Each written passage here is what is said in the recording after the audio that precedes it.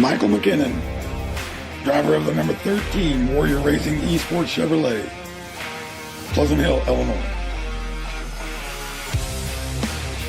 Cody Knott, driver of the Pultz Toyota, number 26, racing for Warrior Racing Esports out of Madera, California. Dana Shepard, number 45, Chevy DEP Racing from Putney, Vermont. Zach Hartwick, driver of the number 12 Pultz Poppers Chevy, Warrior Racing from Grambling, Michigan. Taylor Peacock, driver of the number 81 Upfront Motorsports Ford, Fowler, Indiana. Robert Richards, driver of the 48 Chevy Silverado, Mission 1 Esports, Gastonia, North Carolina. Ed Osborne, driver of the number 42 VFP Chevy Silverado, Team Mission 1 Esports, racing out of Jonesville, Virginia. Jacob Blankart from St. Louis, Missouri, number 5 Dev Racing Silverado. Raul Meza, driver of the number 37 Sur-Pro Chevrolet, driving for Warrior Racing Esports out of Los Angeles, California. Kyle Hess, driver of the number 86 E-Cycle for Autism Chevy Silverado for BP Racing for Autism out of Memphis, Tennessee.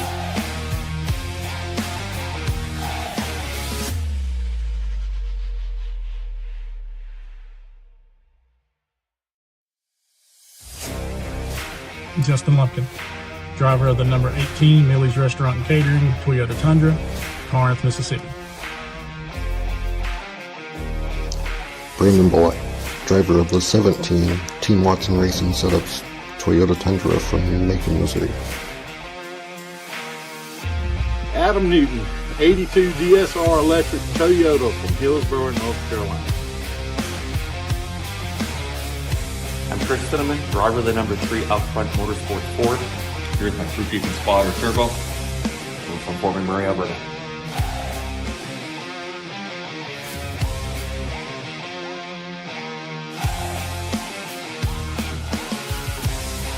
Stephen Thomas, the River, Oakview, West Virginia, driver of the number 23 Jersey Smoke Sickwood Motorsports Toyota. Joseph Doucette, driver of the number 16 NRE Power Systems Chevrolet from Oakland, Maine. Jeff Merck, driver of the number 60 Over the Top Designs Ford F-150 from Punta Gorda, Florida. Keith Bradley, driver of the number 29 Nazareth 360 Racing Network Indy Race Parts Toyota, Lawrenceburg, Indiana.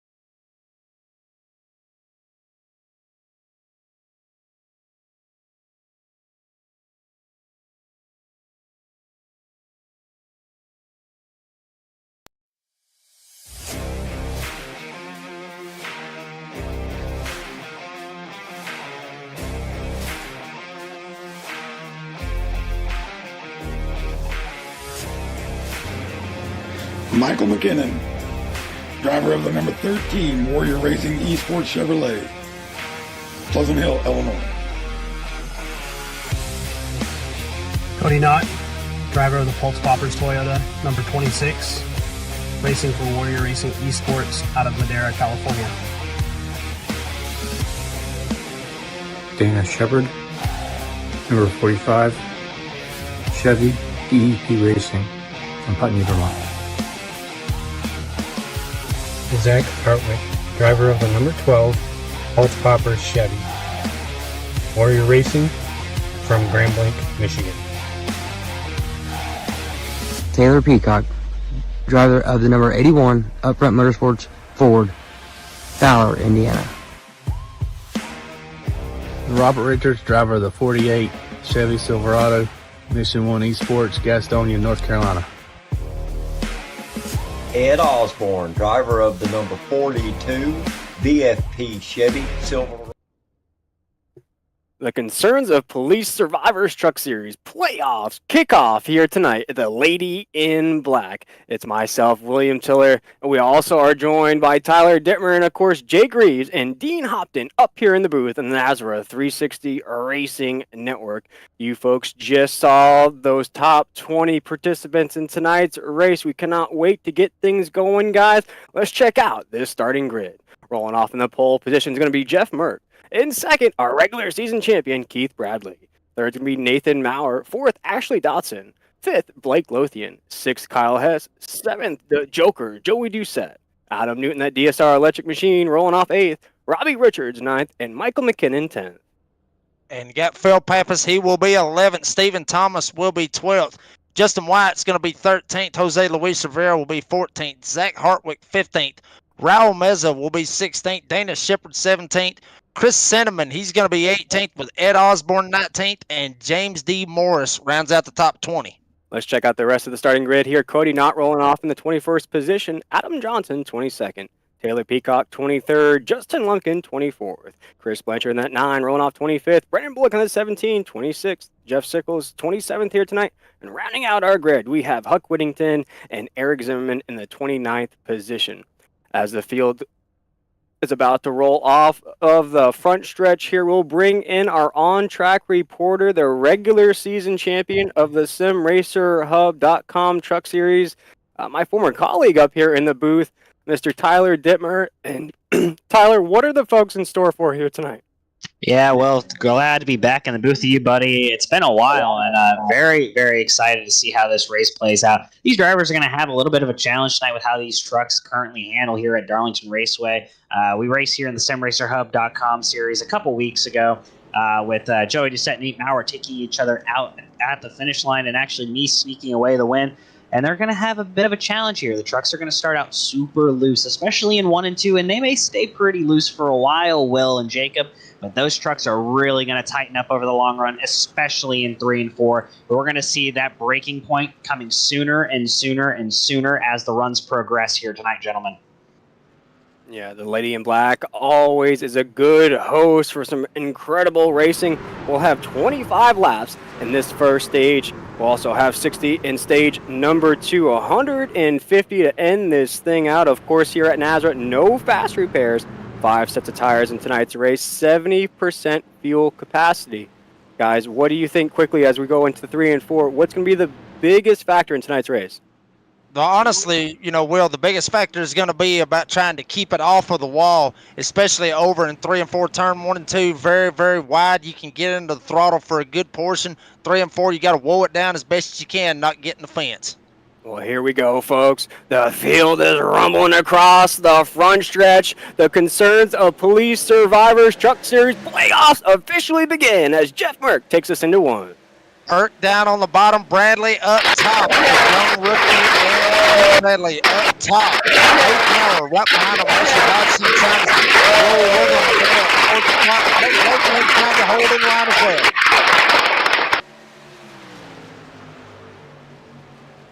Field comes into 3 and 4. Jeff Merck still leading the way. Keith Bradley there in second. Pretty clean first lap so far here at the Lady in Black. As the first lap is in the books, you see our regular season champion Keith Bradley in that 29 tailing behind. Third place position locked down there by the 971, a Nathan Maurer. A little bit of a different paint scheme out of that 971 there, Jake.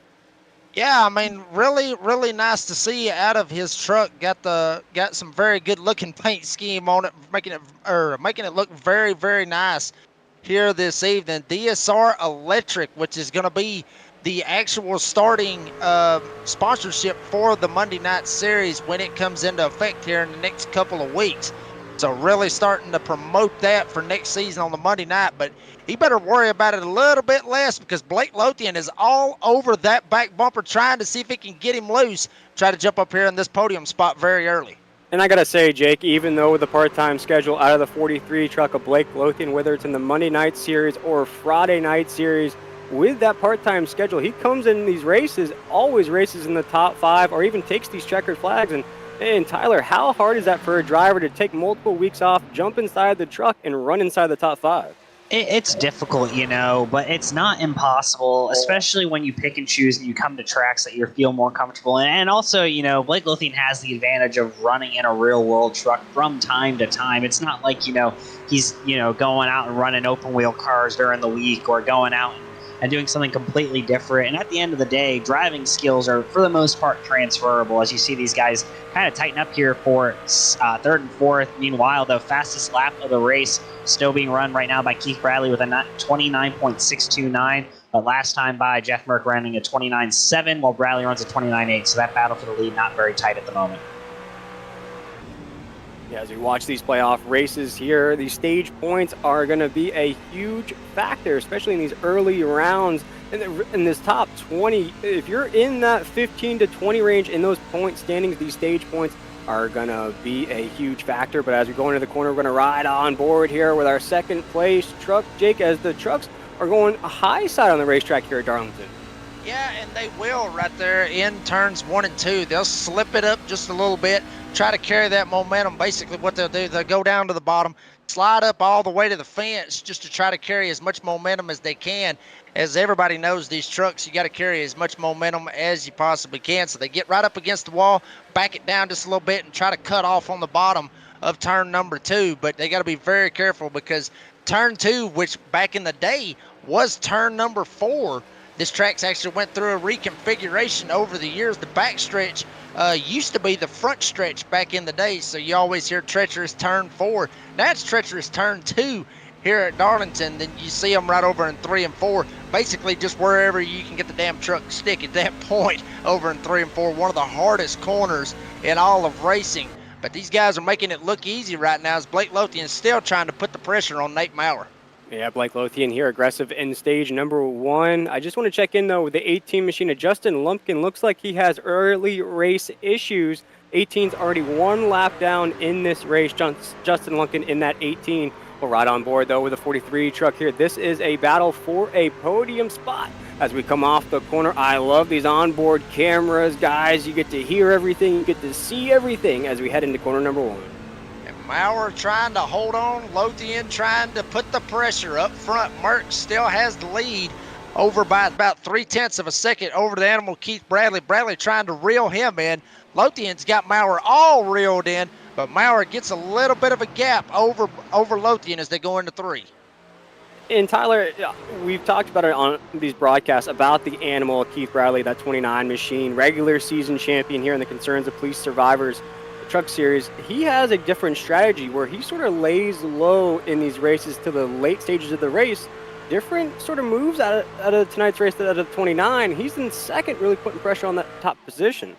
And a lot of that, right, Will, stems from qualifying well. Keith Bradley qualifies in the front row, and track position means a lot because I think you can notice is whenever Bradley gets really close behind Merck, especially if he's in the same lane entering the corner, the truck comes up. You see him just barely tap the wall there. And you look kind of how they're running that really high line in 1 and 2, gentlemen. That's because they want to have a super late apex because the wall off of 2 comes quick because of the way that the straightaways are angled. It's not perfectly symmetrical here at Darlington. 3 and 4 are a much narrower radius than it is in 1 and 2. So you have a little bit less room for error coming off of turn 2, but Bradley's going to get to the rear of him there, gentlemen. Yeah, look at that battle, Jake, as the 29 machine of Keith Bradley here coming off of 4 inching on that fender, but we've seen this though. The animal likes to gnaw a little bit. He likes to take those Sam's Club free samples until he takes the lead. He's just going to aggravate Jeff Merck here at the lead. He's doing what he usually does, and that is what the animal Keith Bradley does, just basically gnaw away, as you said, Will, just basically put the pressure on you and try to intimidate the rookie. The rookie's done a lot of intimidating this season, but Bradley really putting the pressure, got all the way to his tailgate. Merck gets away. Bradley backs off just a little bit, but still keeping the heat on the rookie, Jeff Merck.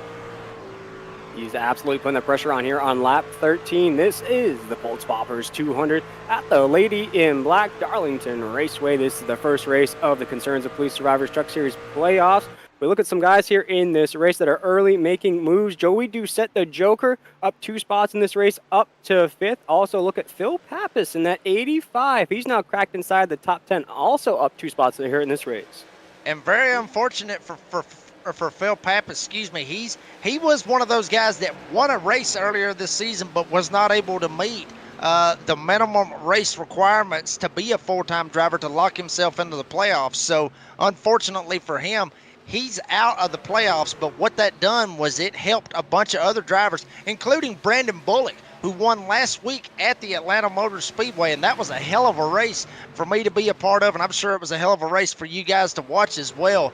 But Brandon Bullock getting the win, going from outside looking in. He was outside of the playoffs as we got trouble out here on the racetrack.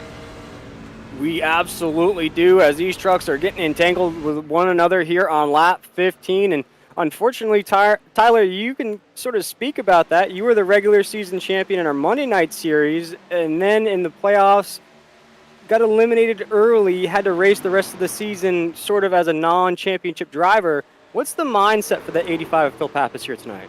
You go out and win, right? Stage points don't matter. Quickly, want to give an update. Justin Lumpkin has taken his truck to the garage, so that's your number 7 seed coming in, gentlemen, already out of the race here early at Darlington Motor Speedway. We just found out. Ed Osborne, though, hit the wall there coming off of 2 last time by, and something to keep a note out. He's the number 14 seed. He came in just on the cut line, gentlemen. But I do want to talk about, what you said, Phil Pappas, right? It kind of frees you up. I was able to not worry about stage points, and I kind of was able to strategize for race wins, and it helped me getting the win here at Darlington when I wasn't competing, for advancement to the next round of the playoffs, and allowed me to get a 3rd place finish at Auto Club and run well at Chicagoland. I think I finished 4th or 5th there. So it does allow you to kind of work the race backwards, Will. Absolutely. We'll see here tonight if the 85 of Phil Pappas can do that, or if any of those other non-championship drivers can achieve the same success as you had, Tyler, during that run in the SimRacerHub.com Truck Series. Right now, we're on lap 18 of the Pultz Poppers 200 here at Darlington Raceway. We're right on board the 88 machine of Ashley Dodson's been a very calm stage number 1. A few entanglements, a few trucks bouncing off the wall, but mainly, Jake, it's been clean racing here in this first stage. That is big news, though, for the 18 machine of Justin Lumpkin already in the garage. Yeah, and very unfortunate for him already in this bad boy, having to disconnect. So he is out, as Tyler mentioned. He being the number 7 playoff seed coming into the night, that's going to put detrimental for him.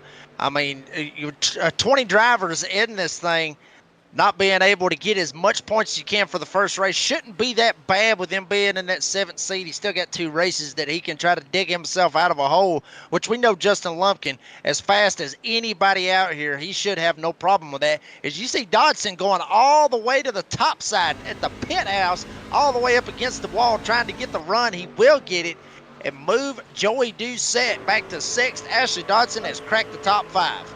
Absolutely, he's on the move. Although he's down 1 spot from the drop of the green flag, he has now found the speed late here in stage number 1. Only 6 laps remain here in this stage. This could be an indicator for this next stage, what the 88 could achieve. But right now, it's still Jeff Merck leading the way, looking to go wire to wire in this stage as we're down the backstretch into 3 and 4. Nope, into 1 and 2 here. The 60 machine is so far gone from the rest of the field. I forgot where he was on the track there, guys. Yeah, Merck, I mean, we've seen him in the past, seen him win, and he's actually talked about it in a post-race interview, talking about that he can talk and back it up. And he's actually trying to do that right now. Got the pole He is up front, keeping it calm, keeping it cool, keeping it collected, but right behind him, Nate Maurer, he wants to get up here, get him another spot, get him some points as he's trying to find a way around the animal. Keith Bradley. Bradley almost got in the fence as they are battling very, very hard for that second spot. Yeah, look at this absolute heavyweight battle there. We talked about how the 29 was just going to apply pressure. Well, now he's up to second. Nathan Maurer now has to get around the 29 machine. You see this battle going on into 3 and 4. Who's going to win this battle at the end of the stage? And guys, stage points might matter for guys 15 to 20, but both these guys find themselves at the very top of that points table. They're just trying to race it out for a position here with 4 laps to go.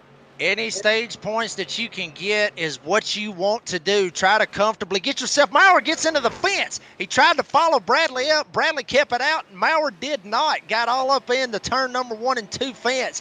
He's going to lose a lot of momentum on the animal. Keith Bradley was all the way up his tailgate at one point. Now he's going to have to work his tail off to try to get back as we are coming to 2 laps to go left here in the stage. Yeah, well, watch if that damage applies to the 971 later on in this race. It looks like he was slowing down a little bit, but let's jump back to one of those playoff drivers. That is Justin White in that 2 machine. He's in a heavyweight battle right now with Jose Luis Rivera, Ed Osborne. Okay. Oh, no! Jose brushes the wall right there as the 2 machine goes scorching by, and that concerns the police survivors' painted out truck. And Jose Luis Rivera missed out on the playoffs with Bullock getting the win last week. Rivera was in, but now he is not.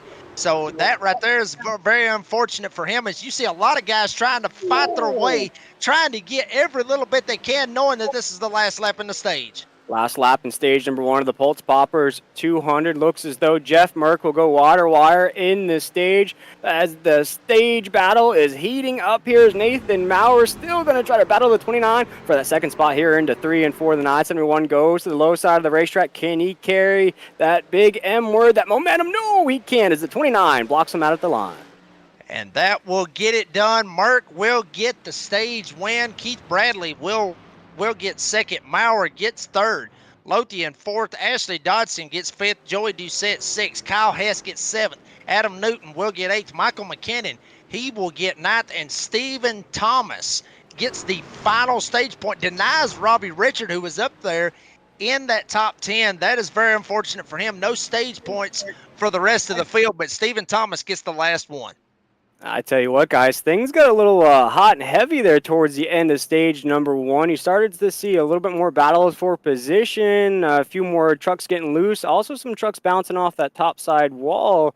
It got a little feisty there at the end. Yeah, I mean, they get feisty. I mean, we love this kind of race right here. I'm sure Tyler does too. Obviously, he won here last time that Nazareth was here. We love this kind of old school racing, but one thing that these guys are really going to be pushing for is the tire wear, because this place, it's old, it's bumpy, it's beat up, beat all to you know what. This track basically like an old Atlanta, if you will, back before Atlanta got repaved. So these guys really going to be checking their tires, really trying to save their tires. I mean, Tyler, what are you thinking about right now as you're going into the pits right here? What are you thinking? The main thing is not slide through the box, right? But, man, if I'm Keith Bradley, I'm really frustrated the way Nathan Maurer is driving me. A guy who only has 1 start this year, isn't competing for any playoff points, and is kind of running me unnecessarily hard for stage points that I need. If I'm Keith Bradley, I'm probably a little bit annoyed with that 971 machine. But, huge props. Michael McKinnon getting 8 spots off pit road. But McKinnon saying he's took fuel only, so he will restart second here, gentlemen. Something to keep an eye on. He is on old tires. Also, Phil Pappas ended up hitting the inside wall after some contact with, I believe, Robbie Richards late in that first stage. So, unfortunately, the dark horse for a win having some trouble here early on, gentlemen. Wow, a lot of implications there in that stage. And hey, guys, we're coming into this broadcast. We didn't really say what our picks were for this race. So, Jake, I'll start off with you here tonight. What's your pick as you see that line coming across your screen here, the Nazareth 360 Racing Network? You'll see those championship drivers in that gold, those drivers that are locked in, but maybe on the outside looking in, or in that red. The non-championship drivers, of course, are non-indicated on that ticker. But, Jake, who's your pick here tonight at the Lady in Black? I'm going to have to think that, last season's champion, Keith Bradley, I think it's going to be between Bradley and Jeff Merck.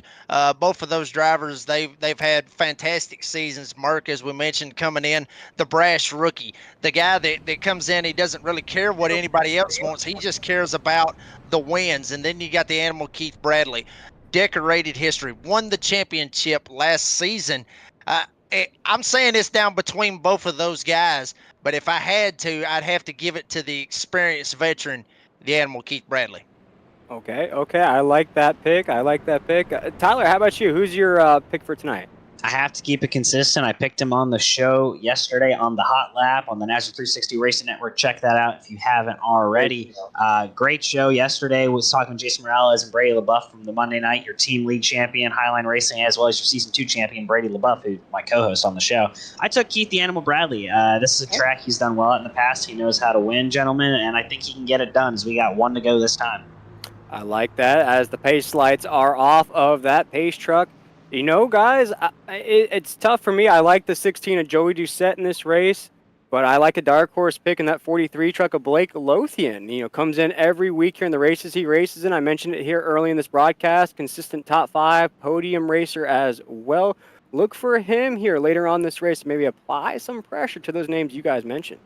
And Blake Lothian, one of the guys, like you said, he has shown a lot of speed. I mean, every time, just like you said, every race that he is in, he puts down a lot of speed, does a lot of great things. But don't count out some of these other guys like Ashley Dodson back there sitting around in the 8th spot as we take this restart. Robbie Richards back there, Chris Cinnamon, Justin White, all these guys. And don't count out Jose Luis Rivera missing out on the playoffs because Bullock getting the win last week. That's got to put some fire up under him to try to get out here and perform tonight. Well, let's light that fire once again as the green flag is in the air for stage number 2 of the Pultz Poppers 200 as Jeff Merck takes us into 1. Merck gets away with the lead, and here comes Bradley right by Michael McKinnon, who is on those old tires all the way to the top side. Here comes Maurer. Here comes Doucette. Here comes Lothian. Here comes Dodson. Everybody trying to get around him. As McKinnon gets in the fence, everybody trying to jump to the bottom and find a way around him. Big wave off of 2 as Jeff Merck still leads the way into 3 and 4. But look at the Hornet's Nest right here. These drivers just avoided disaster. Could have been calamity here. First lap into stage number 2. We're going to go all the way down to lap 60 here in this run. But watch out, guys, because this is the experimental stage, as I like to say. Jake, watch for drivers to try out some things. And that's what Michael McKinnon is doing right now. He's trying something different, trying something completely different than the rest of the field. Maybe saving some tires for a green-white checkered later on in this race. But up front, Merck still has the lead, but Bradley now starting to put a little bit of extra pressure on him than what he did earlier on here in this race. Yeah, the pressure is definitely cooking here in stage number 2. You're watching battles all over the racetrack. Stephen Thomas just took over the 9th position. Trouble, gentlemen, in the back. Oh no! As we're skirting down the corner there, Tyler, big wreck. Yeah, Michael McKinnon involved. I can't tell that other truck. That's Stephen Thomas is involved. That's 2 playoff drivers. Huge implications. And I was just watching that battle. I was just about to mention that battle for the top 10. They were racing it out. Unfortunately, guys, that's going to bring out our first on-track caution of the night. Oh, man, and I can't wait to see what the setup was with that, Jake. But we watched these trucks, though, here that's dropping the green flag in stage number 2. A lot of guys really throwing those elbows here early on. Yeah, I mean, Thomas comes up and McKinnon, he comes down just a little bit. Basically, both of them look like they met in the middle. Tyler, I'm not sure if you're seeing a different way from what I'm seeing, but it looks like both of them kind of met in the middle. McKinnon on the older tires, Stephen Thomas on the fresher of the tires. Both of them meet in the middle, and Thomas goes straight into the fence. But, I mean, Tyler, what are you thinking? Are you thinking the same, or are you thinking maybe it was a little bit different right there?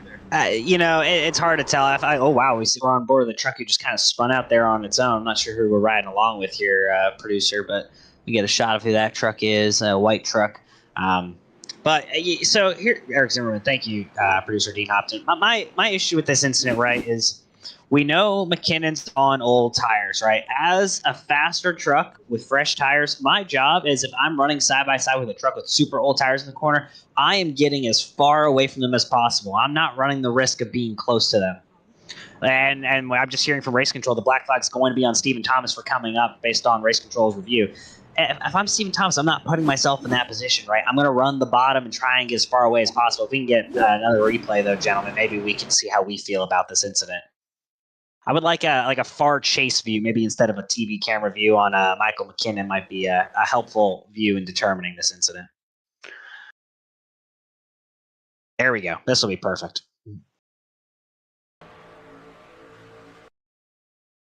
And we're going to see it right here. Thomas down on the bottom, McKinnon up top. I mean, Thomas, he comes up a little bit. Yeah, actually, it looked like it may have been more of McKinnon, honestly. Granted, he's on the older tires trying not to get put in the fence. But, you know, from that angle right there, it actually looks like he came down more than Thomas came up. I would actually disagree, Jacob. Thomas starts on the bottom lane and then comes up into the middle lane halfway through that. I mean, we got to go back maybe a little bit more. Maybe I'm missing. McKinnon definitely comes down a little bit, but I don't think it's as much as how high Thomas comes up entering the corner, right? If you watch where he enters on that corner. I think he hits the apron there. Yep, right there. He hits the apron. That's going to shoot his truck up the hill and into McKinnon. He's turning away, but he's still going up. You see that before they make contact, his left sides are at the line. I guess we can say basically they may have met in the middle, maybe more for Thomas than McKinnon, but certainly one coming up, another one coming down. I mean, for sure. I get you on that, but you know, hey, I think it didn't happen though. My thing is he's pushing the issue in a corner where maybe he could have, you know, thought about it a little bit differently. And him clipping that apron is going to send that truck up the hill a little bit more than he probably was intending to. I don't know if that's EOL worthy, but it's unfortunate, and it really hurts Thomas because I believe his truck is absolutely total, gentlemen.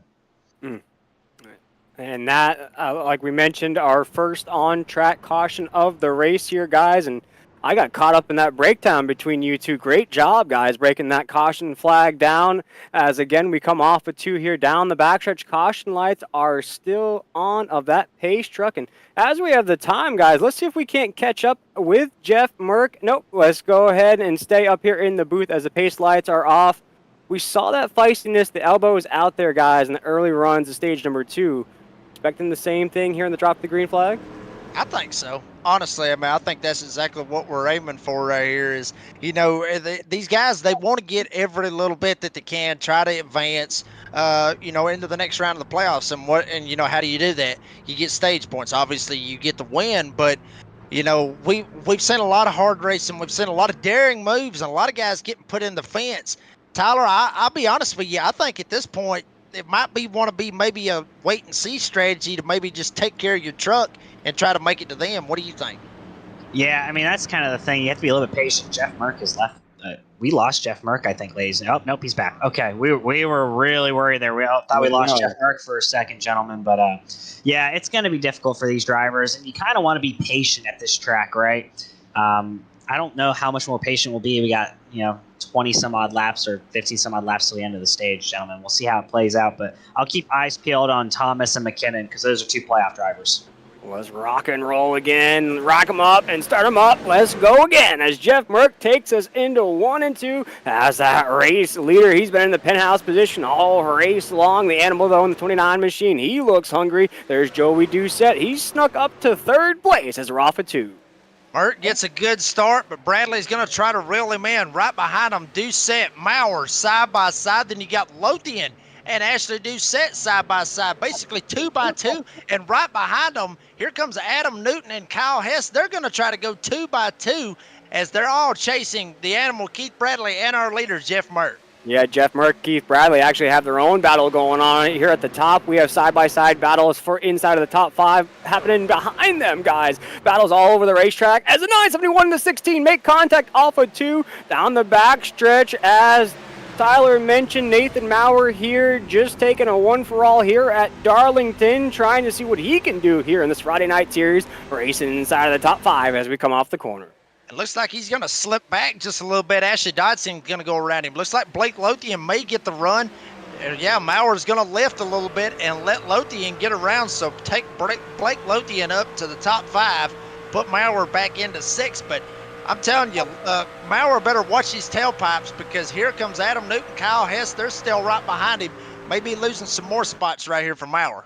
Watch this as the 971 creeps up on the 43 truck of Blake Lothian inside of the top 10. There's battles all over the racetrack. We do have a big mover so far in this race, guys. Taylor Peacock in that 81 machine. He's up 11 spots, knocking on the door of the top 10.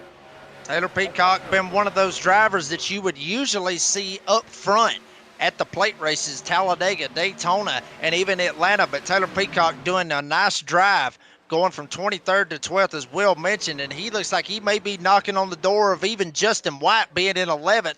Jose Luis Rivera still trying to hold down that 10th spot as Merck still leads here at Darlington.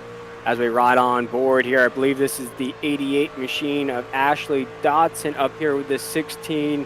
It is the 88 here. And Tyler, I wanted to just check in again with the 81 machine of Taylor Peacock. Jake just mentioned it, usually a truck that we see very good at these plate race tracks. Could this be a race that we see somebody playing the late race strategy? Maybe, not a good qualifying position, but maybe just making a late race charge. The 81 looks to be doing that so far. Yeah, Taylor really has the truck underneath him right now, gentlemen, and he's really just running consistent laps. I'm looking at his lap times, right? He's not setting the world on fire with lap times, but he's just consistently running, mid or high 29s, low 30s, not really falling off a ton, and just keeping his truck in a smart position, right? We see a lot of checkups and stack-ups throughout the field when drivers overshoot a corner, and he's really just been taking advantage of that all night. So keep an eye out on Taylor Peacock. Maybe not one to watch for the win, gentlemen, but definitely a driver who can take advantages. He's up to the 10th, 9th position. I think we have trouble in the back. Robbie Richards getting turned. Wow, hard contact, and all this going on right in front of Taylor Peacock as Robbie Richards, Jose Luis Rivera, also driver involved as well. Spinning again. Gentlemen, more trucks spinning there. I don't know who that is. That Eric Zimmerman's 94 machine? I think it might be. Wow. More playoff drivers involved, gentlemen. And this is tough, and we'll watch this replay here. Very first round of these Concerns of Police Survivors playoff races, and oh my goodness, it looks like Richards was sideways before Jose gets him, and then Jose gets pushed into him by Justin White even more, and that's Justin White, playoff driver involved. And Tyler, when you're in a one-on-one battle like that, and you get loose on the high side, there's really nothing you can do. No, it isn't, and it's really no different than kind of what we saw that led to the incident between Nate Maurer and Joey Doucette on the last lap of the Darlington race in the Monday night series. They both got loose and they kind of just ran over each other. That's a pretty common place for that to happen off the exit of 4, but maybe decision time for some of these drivers who aren't thinking they're going to get great finishes, but maybe they can go out and get some big stage points by pitting here and flip the script. But it looks like no one is pitting other than maybe Ed Osborne, who has some damage from an earlier collision with the wall.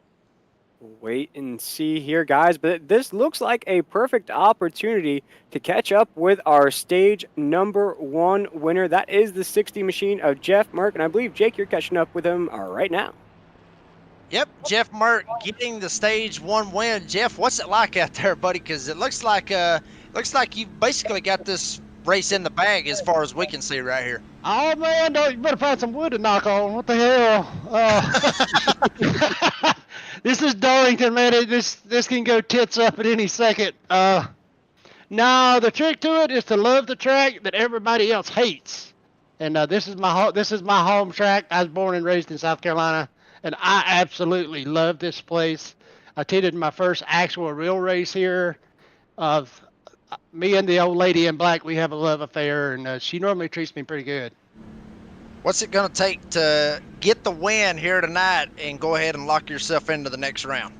Try to stay ahead of Bradley. The only thing I hate about being in front of his ass is he'll pay attention to what you're doing and he'll steal it from you. So me and Keith normally battle pretty hard. So if we do get into a battle, it'll be fun, and we'll put on a show for you guys. All right, well, Jeff Merck leading right here at this portion in the race. Jeff, you got anybody that or any shout-outs that you want to give real quick? Yeah, I don't know if she's watching, but my loving wife inside watching probably live PD.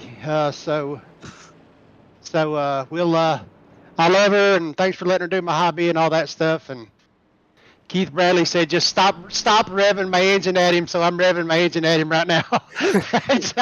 So we're always giving each other shit. So it's good. It's all in good fun. And thanks for pulling me up. Jeff Merck leading now, and this is his home track. Hopefully he can lock this bad boy up. Good luck to Jeff Merck. And well, you heard it right there, and that's something that I was going to mention is, this is a type of track that you can't really worry about racing other people. You got to race this track. You got to race the track before you can race the other drivers. And if you be good to the track, this track will be good to you. Oh, man. See, I love all of that, Jake, but what I heard from that this is his home track, and he loves this track so much, and usually the lady in black treats him well, so it looks like it's treating him well pretty good here tonight. And absolutely well. It's treating him well right now, but I'll tell you one guy that's probably not going to be treating him well. That's the animal Keith Bradley, and maybe another driver later on here in this race. How about sitting in ninth? 81 truck. We mentioned him a while ago. Taylor Peacock from 23rd up to 9th. Really making some work done out here. Up, I believe, 14 positions. So doing a fantastic job as Taylor Peacock. He may have something to say about this Jeff Merck and Keith Bradley battle tonight. Absolutely. We'll keep an eye out on the 81 machine as he's up those 14 spots since the drop of the green flag. Base truck's going to take us into 3 and 4. And here, Tyler, you look at the amount of laps left in stage number 2. What are we in store for here in this run? I think you're going to see the front two kind of get away. I think you're going to see Doucette actually follow them. Doucette really should have won this race in the Monday Night Series until Recchi on the last lap. I think he's the only other guy who can compete. He's also the only other driver to be in the 29.6s or faster. He ran a 29.589 earlier in the race. So keep an eye on him, gentlemen. Well, here we go once again, folks. As that green flag is in the air, will be Jeff Merck and the animal Keith Bradley taking us into 1. Merck trying to get away and trying to get going in a hurry. Bradley trying to jump down in front of Doucette. He will. So take Doucette, put him back in the 3rd spot. Ashley Dodson on the outside, which gets really tight over there in turn number 2, but both of them giving enough of room as Dodson's going to get the run and go around the outside, maybe even pull Blake Lothian with him on the top side. Yeah, and you saw that wheel movement out of the 88 to save that truck. He's pinched on the high side of the racetrack. He can't get down as the Joker is keeping him up there. We'll see here coming off the corner of the 43 truck of Blake Lothian. Just look to the inside. We're wrecking across the start-finish line. Wow, and Justin White, championship drivers involved. That's a lot of big name trucks involved in that incident. Wow. Brandon Bullock, the driver who won to get in, he's involved, gentlemen. You see, obviously, Justin White's involved. Stephen Thomas, by the way, gentlemen, back out on track. He's 9 laps down. Michael McKinnon also back out on track. He's on the lead lap, got the lucky dog, but huge wreck here. It looks like Justin White just nope. Brandon Bullock hits the fence, comes down, and takes out the field. We have one actually flipping going down the front stretch. Not real sure exactly who that was. I believe that might have been the 02 truck. I believe that's who it is. That's Adam Johnson flipping end over end down the front stretch here at Daytona. My bad. Darlington, more or less, they flipped there too. But wow, comes to rest on his wheels. I'm sure that was a hell of a ride for Adam Johnson, one of those drivers also in the playoffs. Yeah, I hope he's not wearing VR, gentlemen, because that's something I would not want to see. Correction, Adam Johnson not in the playoffs. He's the first driver outside. He's 21st. Look at this shot here, guys. Just an amazing camera angle. This is Adam Johnson. And guys, with the Summer Olympics coming up here pretty soon, we'll watch his form here to see if he's going to get a 10 out of 10 out of this landing. I think he lands pretty perfectly here on all 4. Yeah, he went for a tumble. He went for a tumble. I'll give him that. The landing could do some work. I'll give him a 6.5. The wheels came apart a little bit on the landing, so the Russian judge is going to give him a 5. Come on, hell, I'll give him a 7. We'll go ahead and make it an even number. Just give it even number. Hell, give him an 8. As we're going to rack things up here once again. And guys, through all of this, as the caution flags are starting to build up here, Jeff Merck still leads the way. And we'll go through some of those drivers that are down pit road here, whether they've had early race issues or issues in that past Rec, Phil Pappas, Zach Hartwig, Jose Luis Rivera, James D. Morris, Chris Blanchard, Brandon Bullock. Last week's winner had to race his way in, did that.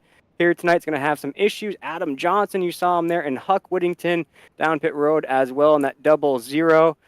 And this is what we usually see, guys. We usually see the volume, the heat sort of turn up here in these late stages, but we aren't even at the end of stage number 2 yet. Yeah, that's what gets crazy right there, Will, because we've called races. I've had the pleasure of calling just about every single race with you this season here for the Concerns of Police Survivors Truck Series, and usually the intensity doesn't ramp up until stage number 3. We're still on stage number 2, as you mentioned. That's what's getting even crazier, because I think what it is everybody knows that this is the playoffs. This is the first round of the playoffs. You got to get every little bit of a point that you can, because a bunch of the guys that's back there at that cut line, they're only separated by 1 point. I mean, because we had so many winners this season, but some of them did not get those wins that they wanted to get this season. So everybody basically starting at an even playing field way back in the back. So a bunch of these guys trying to get their name called, trying to find a way to get up here at the front, get some stage points, basically racing as hard as they possibly can. And with that comes some mistakes, it comes some accidents, and that's what we're seeing right here, especially with Brandon Bullock, who was sitting, I believe, 7th or 8th, in the playoff grid, trying to make something happen. We saw it right then, get squirrely on the straightaway, ends up taking out about 5 or 6 trucks right there. And what Jake was talking about there, Tyler, interesting move that we have back-to-back cautions, and none of these drivers took that opportunity to go down pit road and maybe undercut that stage break. Yeah, no one's really going to at this point, because you don't want to give up the amount of stage points you get, right? Jeff and Keith are pretty much locked in, have 18 to 20 stage points tonight. And those are really the only 2 drivers over 10 bonus points coming into this round, right, gentlemen? So Keith Bradley was 29 points entering this round ahead of the cut line. Jeff Merck was 23 points ahead of the cut line. Joey Doucette was 10 points ahead of the cut line.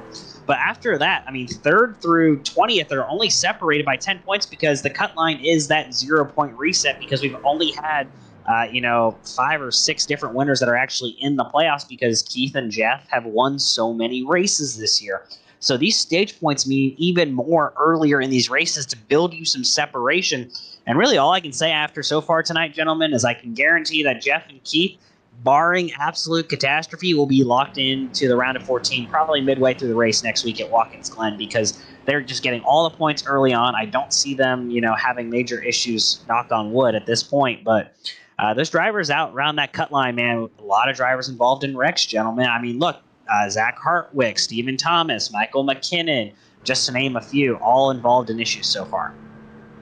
As we're getting ready to get that green flag once again in the air from Barney, it will be those 2 guys, Jeff Merck, Keith Bradley, taking us across the start-finish line into 1 at green flag racing in the Pultz Poppers 200.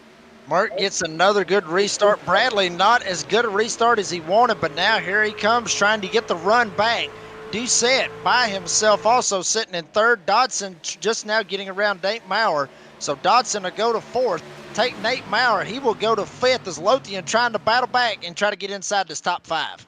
Surprisingly, single file into 3 and 4 here. No battles for position with just about 7 laps to go in stage number 2. We come off of corner number 4 across that start-finish line. We were single file all the way around the racetrack into 1 and 2. Jeff Merck, Keith Bradley now separating from the Joker. Joey Doucette in that 16 and 3rd, as it looks like the 88 might make a move on the 16 as we're down the backstretch. Dodson's going to get the run off of 2, maybe try to jump down and find a way to get to that 3rd spot for Joey Doucette. Dodson trying to get all the playoff points, or all the stage points, if you will, trying to get as many of them as he can, as Doucette almost gets into the fence as you're riding on board with Ashley Dodson. You can see how hard these guys are driving. You see Dodson drives it in. He's got the wheel left, right, just trying to keep the truck straight as they're coming off of 2. They're coming off at 2. Oh, no! As the 29 machine and Keith Bradley almost as disaster there. Not sure if he sustained any damage. It looks like he will lose the position to Joey Doucette off of 4. Dodson in the wall behind him a little bit. There we go, as battles all over the place as we have 4 laps to go in stage number 2. Yeah, Bradley got in the fence off of 2, and then Dodson gets into the fence. That's going to open the door for Nate Maurer and Blake Lothian down on the bottom side, try to find a way around Dodson. Dodson just needs to hold on for these last little bit, a couple laps, get him some stage points, try to pad where he's at in the playoff standings as best as he possibly can. But the pack is coming and in a hurry, trying to find a way around him. Rocking the baby blue Bass Pro Shop machine, Chris Cinnamon has come out of nowhere, guys. Up 11 spots in this race. He's the man behind that 43 truck, about to put some pressure on. He gets a little loose there on the entry of the corner. Now Adam Newton, he's up there as well. Taylor Peacock has now cracked inside of the top 10. All these guys, those late race drivers, making those pushes here in stage number 2. Doing a fantastic job at that is Cinnamon, and Taylor Peacock doing a fantastic job coming from the back to the front. Now, Ashley Dodson just got to hold on for just a little bit longer, as basically Merck's got the damn thing on cruise control now. Doucette nowhere even in sight of Jeff Merck. Bradley trying to hold on to third. Looks like he may end up getting it done. But Dodson almost gets into the fence off of turn number 2 as everybody's still lined up behind him just waiting to pounce. 2 laps to go here in stage number 2. Ashley Dodson's way up on the racetrack there. You see the 971 machine of Nathan Maurer up there as well, as we're single file. This is the last lap in stage number 2. Looks as though Jeff Merck will get out the Swiffer wet mop or the Roomba and sweep the stages here down the backstretch. Merck doing a fantastic job. Looks like he's going to get it lined up as he goes into turn number 3. Doucette back here with the animal, Keith Bradley. Bradley's going to get one last shove to try to get to him. Not able to do it. Jeff Merck comes to the line. He will win stage number 2, basically sweeping the stages. Doucette will get second. The animal, Keith Bradley, gets third. Ashley Dodson gets fourth. Nate Maurer, 5th. Lothian will get 6th. Then Chris Cinnamon gets 7th. Adam Newton, 8th. Kyle Hess, 9th. And Taylor Peacock gets 10th from 23rd starting in the field all the way up here, getting him 1 stage point. Wow. What a run out of those guys. And Tyler, you've mentioned it a few times here tonight. Those guys making those pushes there in stage number 2 really got some much needed stage points here. Yeah, you're right, Will. And I would say, those 4 drivers up front running 1 through 4 in the playoffs, getting those big stage points so far tonight, all 4 of them are more than capable road course racers when you're looking at Watkins Glen next week. All of them getting well in the double digits in stage points, I'm pretty sure. So I think, honestly, those 4 drivers are pretty competitive drivers. I don't think we have to worry about them in the playoffs. So I'm a little bit worried about that damage on that 29 truck to see if he can still contend for a win tonight, gentlemen. But beyond that, it is really a lot to play for still, gentlemen, when it comes to advancing out of this round of 20. Because, again, I need to reiterate how important this is. You have guys who had playoff points coming in struggling here in this race. Justin Lumpkin, he's out. Stephen Thomas still 9 laps down. Zach Hartwick still a lap down. Won't get the lucky dog this time by. Brandon Bullock, he's a lap down, but he will get the lucky dog this time by, I think. James Morris got the lucky dog. Brandon Bullock will stay a lap down if he comes in pits. So, a lot of playoff drivers having issues early on. It's going to really shake up this field. And Tyler, as we're down pit road here, is this a complete reset of the truck, meaning you're going 4 tires, full fuel tank, everything for this last run? Oh, you have to. The lap fall off has been absolutely incredible. They've been running high 31s the last few laps here in the stage, even with all the caution laps in stage 2. They're running mid to high 31s compared to mid 29s that they were running early on in the race. So definitely 4 tires, fill up the gas tank, prepare for this final stage, and try and figure out what your strategy is going to be for these last 85 laps. Let's check out that battle off of pit road. It will be Jeff Merck, Joey Doucette up to 2nd there. Good job by the crew. Nathan Maurer up to 3rd. Ashley Dodson 4th. Keith Bradley 5th. Chris Cinnamon up to 6th. Blake Lothian 7th. James D. Morris, Kyle Hess 8th and 9th. And the DSR Electric Man himself, Adam Newton. They're going to round out our top 10. No, James D. Morris will round out our top 10 there, guys, as the field gets ready here for the end of the race. We'll step aside for our first break of the evening here on the Nazareth 360 Racing Network. We'll be right back to give you the conclusion of the Pultz Poppers 200.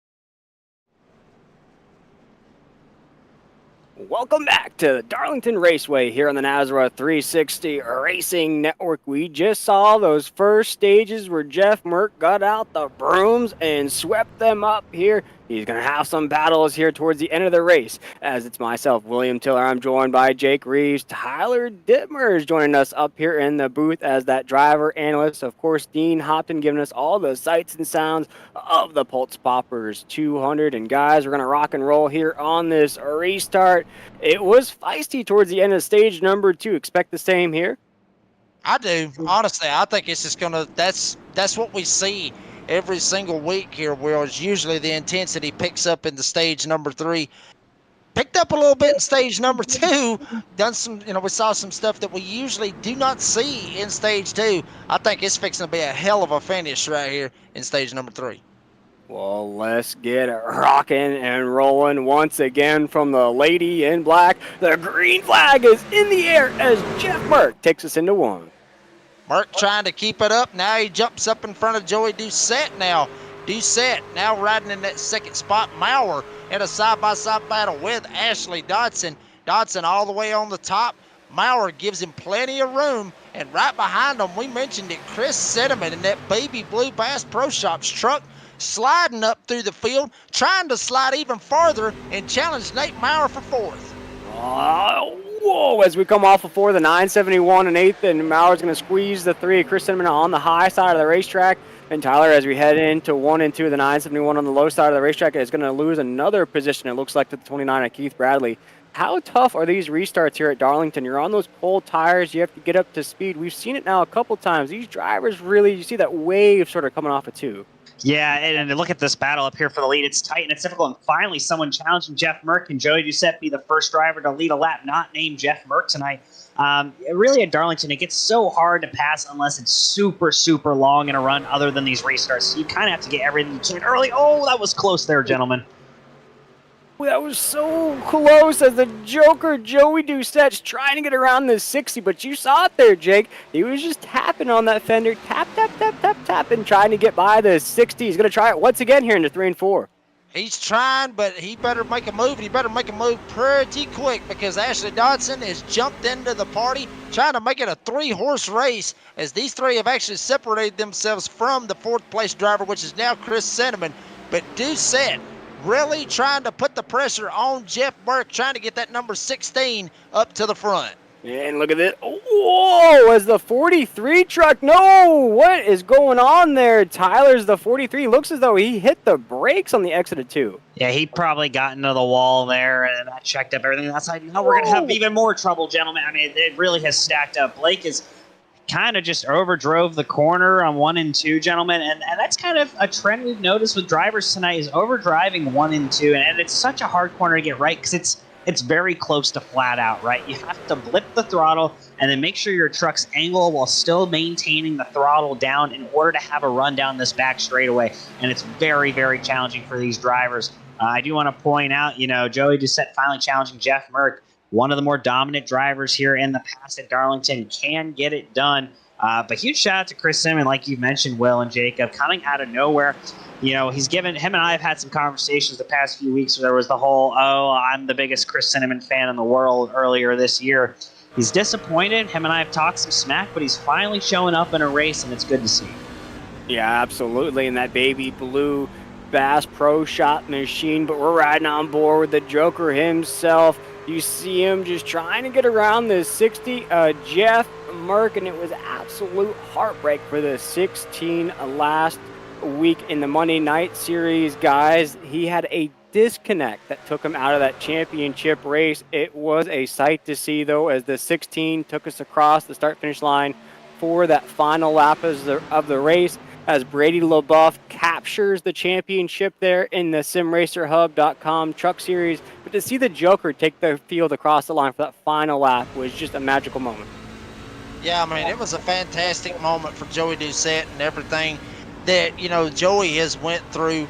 And, he's one of the best drivers in the field for a reason. That's why we call him the Joker. I mean, usually when you got some drivers, if they have a nickname, it means that they have done something to make your eyes pop out and make you sit there and go, damn, he is that good. Well, that's why we have called Joey the Joker, and that is one of the reasons why we love him to death, and he does a fantastic job. Now he's actually going to slip back to third with Ashley Dodson going to slip past him right here. We'll see if Dodson can maybe get up here and get on Merck, but Joey Doucette doing a fantastic job so far here this evening. Yeah, Jeff Merck now starting to separate. I was just watching his lap times, just now cracked into the sub-30s there. Ashley Dodson still in the 29s. Last time by was a 29.9. Lap times now are starting to creep up just a little bit, Tyler, and that makes me think of those green flag pit stops. What do you see that window as here tonight? Yeah, it's hard to tell. I didn't know. I haven't talked to any of the drivers based on what the fuel loading was, but you know, we're looking at, what was it? I think 80-something laps when these drivers went green. If you can make it to 40 and split it in half, I think you have to do that. Or maybe closer to 85. If you can't do that on fuel, I could see this easily being a 2-stop final stage. In that case, you kind of just want to do it evenly, right? Because the tire wear is so big at this track. We're seeing really Chris Cinnamon starting to fall off too, as well as Joey Doucette. And Ashley Dodson and Keith Bradley, Nate Maurer all coming on strong here later in this run. That's Taylor Peacock in that 81 machine. We talked about that late run, as you just mentioned. Oh, no! It could have been disastrous there off of 2 as he bounces off the topside wall. DSR Electric Man of Adam Newton's right there as well into 3 and 4. He is trying to move up the grid as well, just exactly where he started in this race.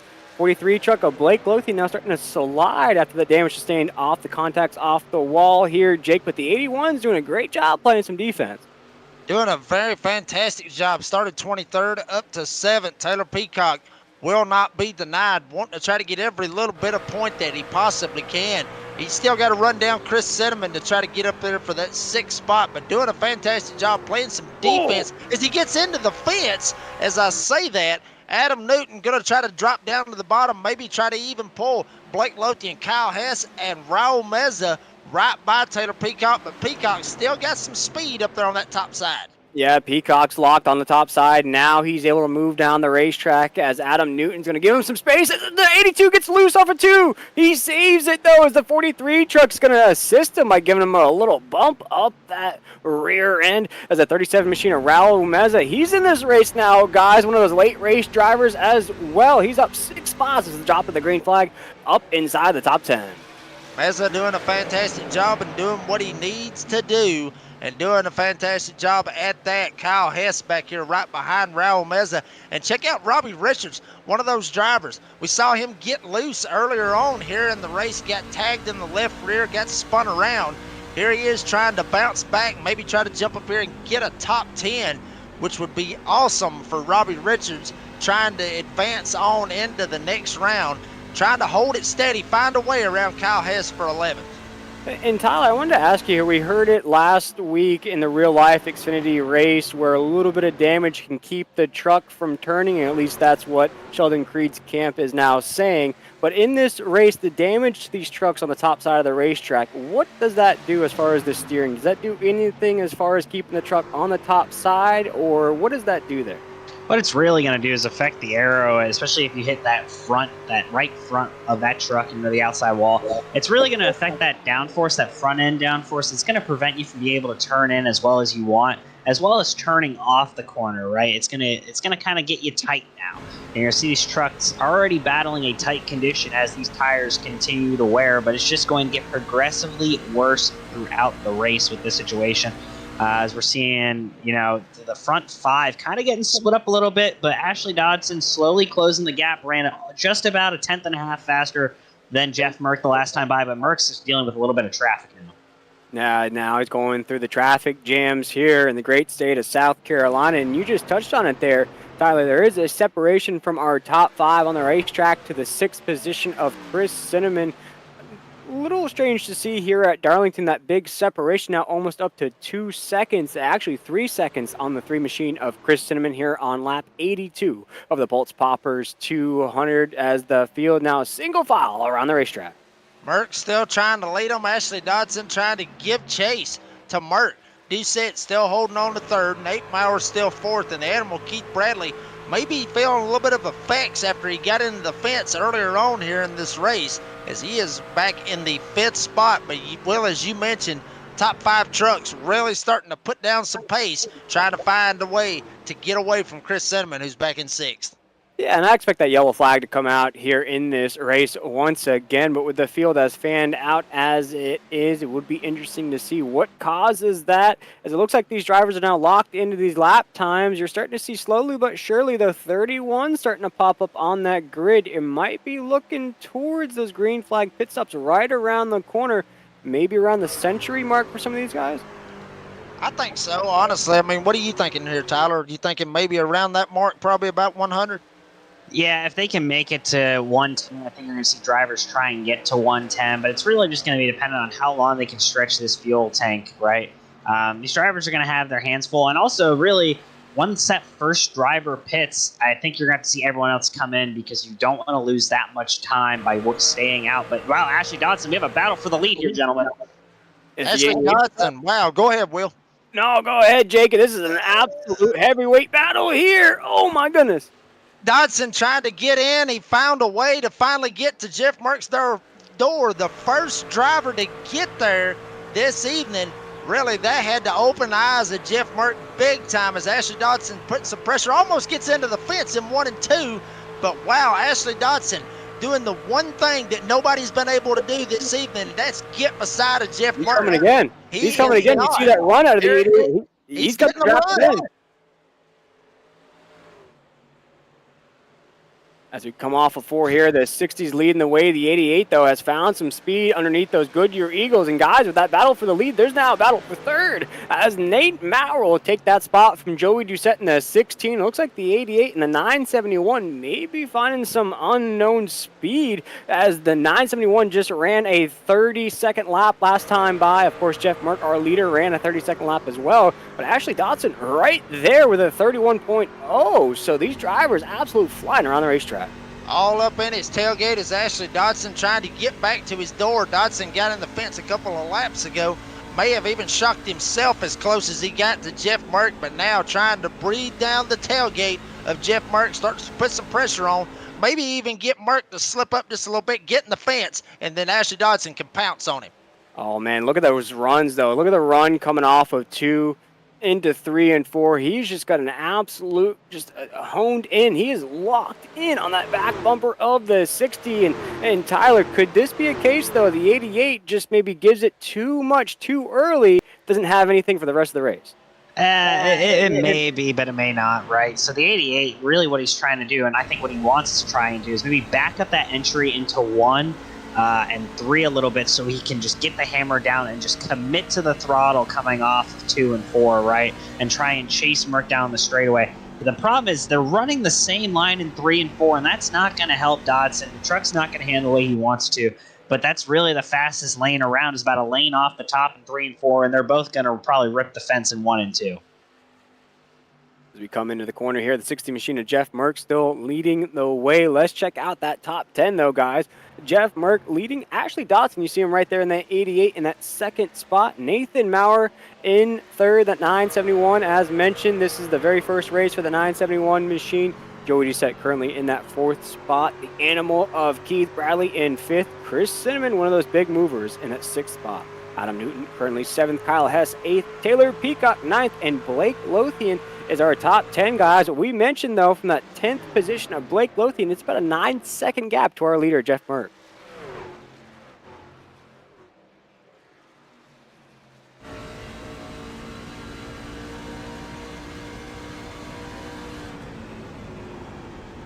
Real quick, gentlemen, just want to give an update to the viewers on playoff drivers and where they're situated in the meantime. We saw the trouble earlier on for Michael McKinnon. He's actually got his truck back up into the 14th position, passing Raul Meza. We see Chris Cinnamon coming down pit road. That's our first set of pit stops. We'll keep you updated on what's going on in pit road, gentlemen. As he is the very first truck to head down, let's see what other dominoes start to fall. Jeff Merck takes us off with 2. Ashley Dodson there as well. These guys are going to squeeze every bit of lemonade out of these lemons they can here in this last little bit of run. As Tyler mentioned, these guys could go to lap 110 if they really want to push that envelope. Jake, I imagine these guys, though, will probably pinpoint that century mark to get down and get out as soon as possible. Yeah, and we got guys all over the place. Robbie Richards gets in the fence. Ashley Dodson actually got in the fence over off of 3 and 4. Richards may go slipping back just a little bit more. I believe that may be the 43 of Blake Lothian. No, that's the 26. Excuse me, that's Cody Knott. We haven't talked about him all race long up here trying to jump inside the top 10. Cody Knott trying to find a way and ease up here past Robbie Richards. He gets to the door all the way down to the bottom. Richards up top. Knott on the bottom. Knott's going to slide up a little bit, but Richards able to hold him. Maybe not. Here comes Knott as, wow, hard racing back here. And this is just for the 11th spot right here, Will. Yeah, you got some dogs from about 12 or 11th to 12th on down in this field that are just scrapping it out. Cody Knott up 9 spots in this race. You look at Raul Meza, he was inside the top 10. Ed Osborne, James D. Morris, Justin White, we talked about him. All these guys really in this range. They're just hungry for battles. Talk about battles. Let's jump up to the 971 of Nathan Maurer and the 88 machine as they're going at it for that second spot there, Jake. Straight up digging is Nate Maurer and Ashley Dodson. Dodson got all the way up to the back bumper of Merck. Now he slipped back a good bit to Nate Maurer. Maybe he pushed his truck just a little bit too much, burnt them tires up. Here goes Dodson all the way up to the fence, almost gets into the wall. Right behind him, a couple of lap trucks on fresher tires trying to find a way around them. I believe that is Zach Hartwick behind them. But wow, hard racing right for this second spot as Nate Maurer wants it and Ashley Dodson don't want to give it up. And Tyler, how important are these positional battles even though we have green flag pit stops right around the corner?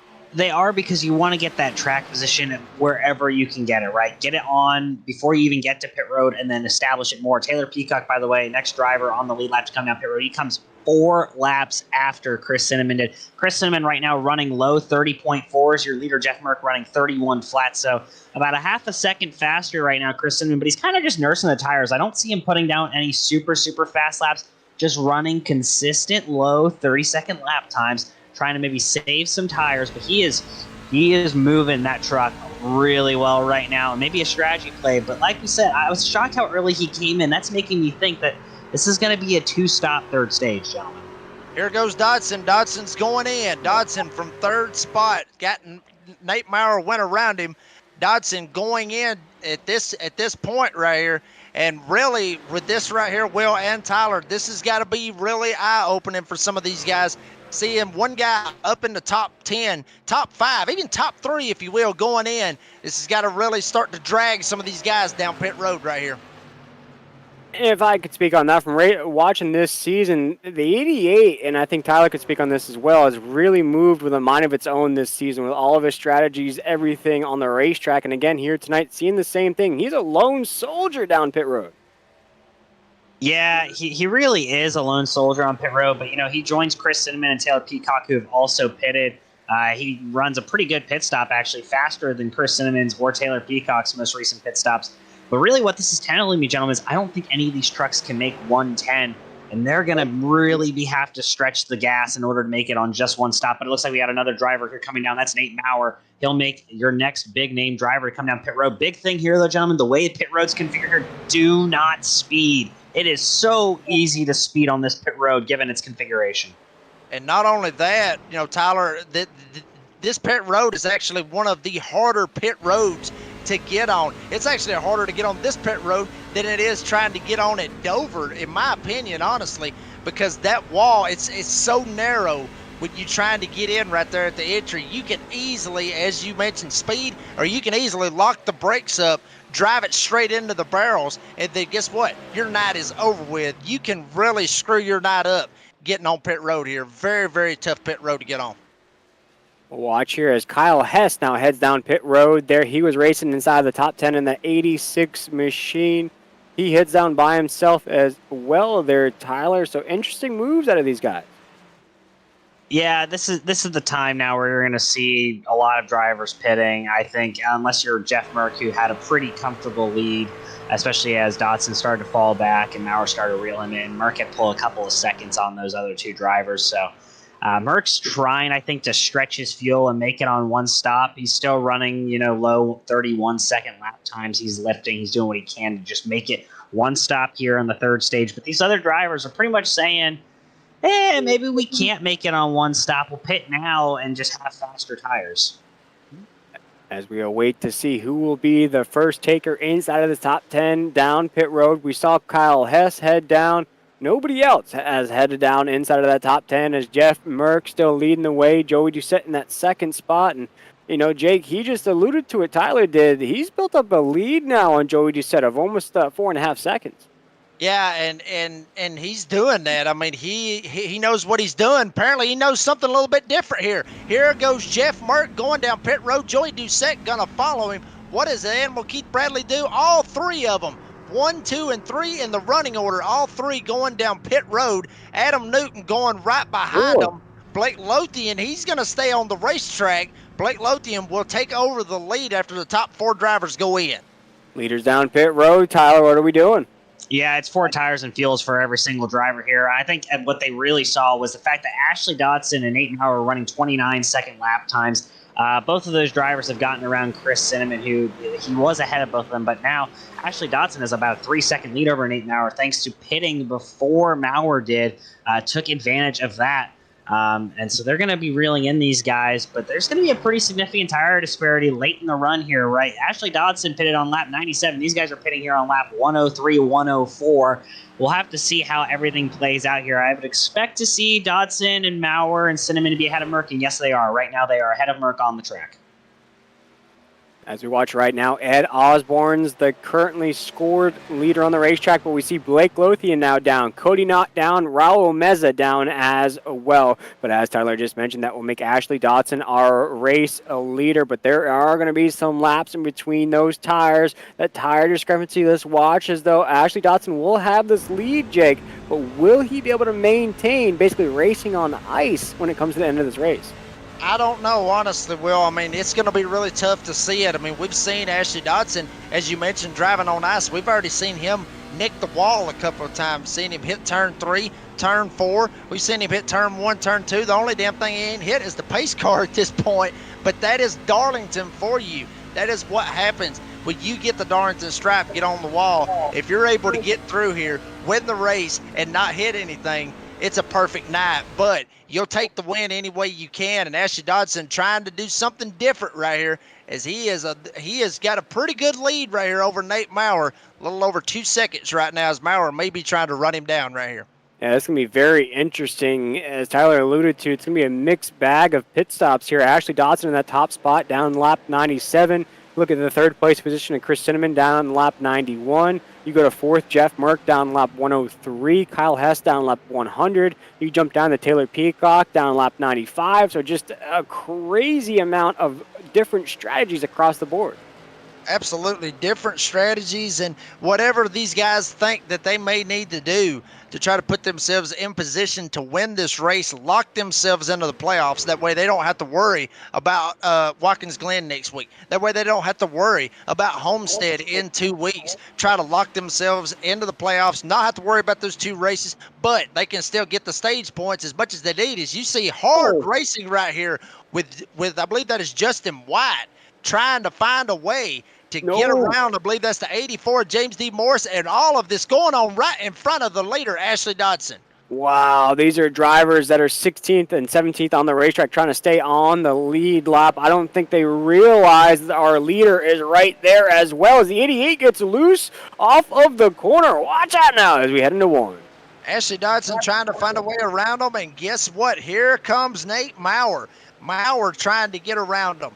Looks like Ashley Dodson, he's got around Justin White. He's got around James D. Morris. Now Maurer's got to find a way around both of these drivers, as Maurer really starting to put the pressure, trying to close in on Ashley Dodson. And both of these drivers, you can tell why that they're very desperate to stay on that lead lap. As Tyler would mention, they're both championship drivers. Justin White, that concerns a police survivor's livery there, needs to try to stay on this lead lap to try to get as many points out of this race as possible. Of course, I don't believe, Tyler, he finished in any of the stage points there in stage 1 and 2. No, he was involved in that big wreck in stage 2. I don't think he finished in the top 10 in stage 1 either. I believe he finished about 13th or something, but that really hurt Ashley Dodson because these drivers are single file. Nate Maurer just can go right on the bottom, right around him, no problem. But Dodson lost, 2 seconds on Maurer and Merck at least with these drivers battling in front of him. If I'm Ashley Dodson, I'm very upset with how those two are racing.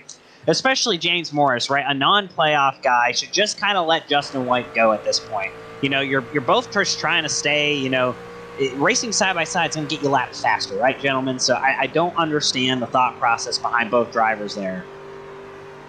I'm thinking maybe they didn't know the 88 was there of our leader of Ashley Dodson. Maybe he just got lost in translation on the racetrack. But we see Keith Bradley in that 29. He's trying to get back up there, guys. Not seeing the type of performance we've seen all season. And what I mean by that, guys, usually the performances we see top 5 checkered flags for the 29. Here tonight in the 6th position. So it's a quiet top 10 kind of night for the animal. Yeah, and honestly, I think it's got a lot to do with him getting in the fence earlier on in the race. Looked like he hit the wall pretty good, so that may be affecting his play just a little bit. Or maybe he's just trying to have a solid night, and like you said, just have a quiet night, get him a top 10, get on out of Darlington, and be able to have enough of playoff points to try to go ahead and capitalize and be locked into the next round just on points. As here he goes around Joey Doucette for 5th. So maybe that is the strategy the animal Keith Bradley's doing, and we got a battle for the lead as Nate Maurer down to the bottom. Dodson all the way up top. Dodson not wanting to give it up. May have to, as they are side by side at the line. Maurer on the bottom and Ashley Dodson up top. Aussie, fight as the 88 machine trying to hold it down in the top spot. The 971, though, he gets a little bit of speed wobbles, maybe intimidated from that big run of the 88 on the top side of the racetrack. 91 got loose there in that battle. You watch him now in this 2nd spot. Let's see if he can build up another run to get to the inside of the 88, but now he has to check his rear view. He's going to be under pressure here in just a moment as the 60 machine of Jeff Merck's trying to get his penthouse position back. Yeah, and Merck's trying to do it, trying to find a way around Justin White, one of the playoff contenders in the Concerns of Police Survivors Silverado. Merck will get by him. So now Merck all but got his ears pinned back. As you see a bunch of drivers jumping down out of the way, maybe trying to get out of the way from some of these lead lap cars, as Merck really starting to close in on Maurer and Dodson. Yeah, guys, I'm really watching the 60 machine of Jeff Merck, the 29 of Keith Bradley, and the 16 of Joey Doucette. I'm thinking, guys, that lap difference between the tires, everything else involved there. You look at these guys at lap 103 down pit road. Our leaders, 97, 99. So you're looking at around 4 laps between Nathan Maurer and Jeff Merck as things are getting crazy up here in the lead. Maurer about lost it right there. Got up all of it, and Ashley Dodson. Dodson's in the fence. So Maurer gets loose off of 2. Dodson hits the wall in 3, and basically they're right back where they started. These two drivers basically driving the hell out of these trucks, thinking that this is the last lap, and they still got over 30 laps to go in this race. We'll watch these two maintaining in the corner as they're going to have to go through some traffic here coming off of pit road. Also some lap traffic involved here. We'll see if that tire wear comes into play as the 88 machine is going to go high into 3 and 4. The 971 of Nathan Maurer is going to try to look to the low side of the racetrack. We mentioned the 971 here. First race in the Concerns of Police Survivors Truck Series. He gets loose off of 4. Already starting to see just the smallest bit of tire wear, Tyler, starting to creep into these trucks. Yeah, that's a big difference. You got to see Merck here on 5 to 6 laps, fresher tires in the front two. As those front two are slipping and sliding, they're going to be side by side. This is going to open the door here for Jeff Merck, gentlemen. But keep an eye out. Keith Bradley running pretty similar lap times to Jeff Merck here. He's reeling in this front pack, though. He was about 7 seconds back about 15, 20 laps ago. He's now about 3.5 seconds back. Merck's going to have a big run here on Maurer and Dodson. Where does he go? Does he go to the bottom?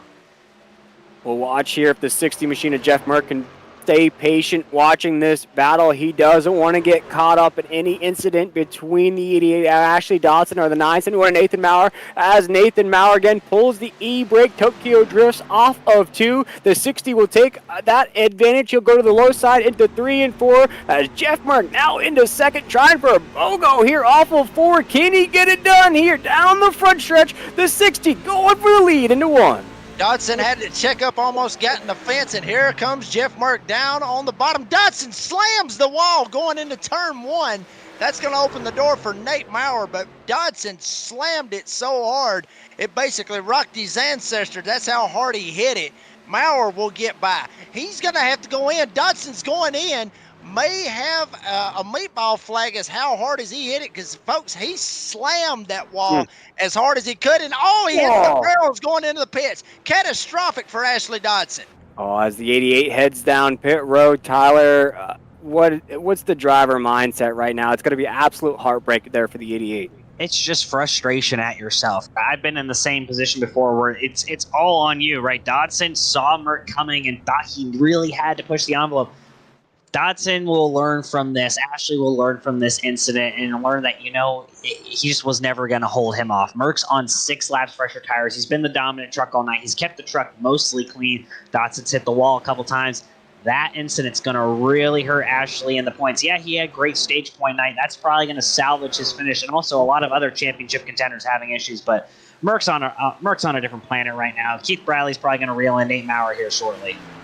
Yeah, and that's my question here, guys. Do you think Keith Bradley's going to have enough time to even get up to the 60? We're looking at just around 29, 28 laps to go here, or even less than that. We're looking at around 24 laps to go in this race. Guys, do you think he's just going to run out enough time? I mean, he's showing speed here, running still in the sub-30s. I'm just saying, watch here the 29.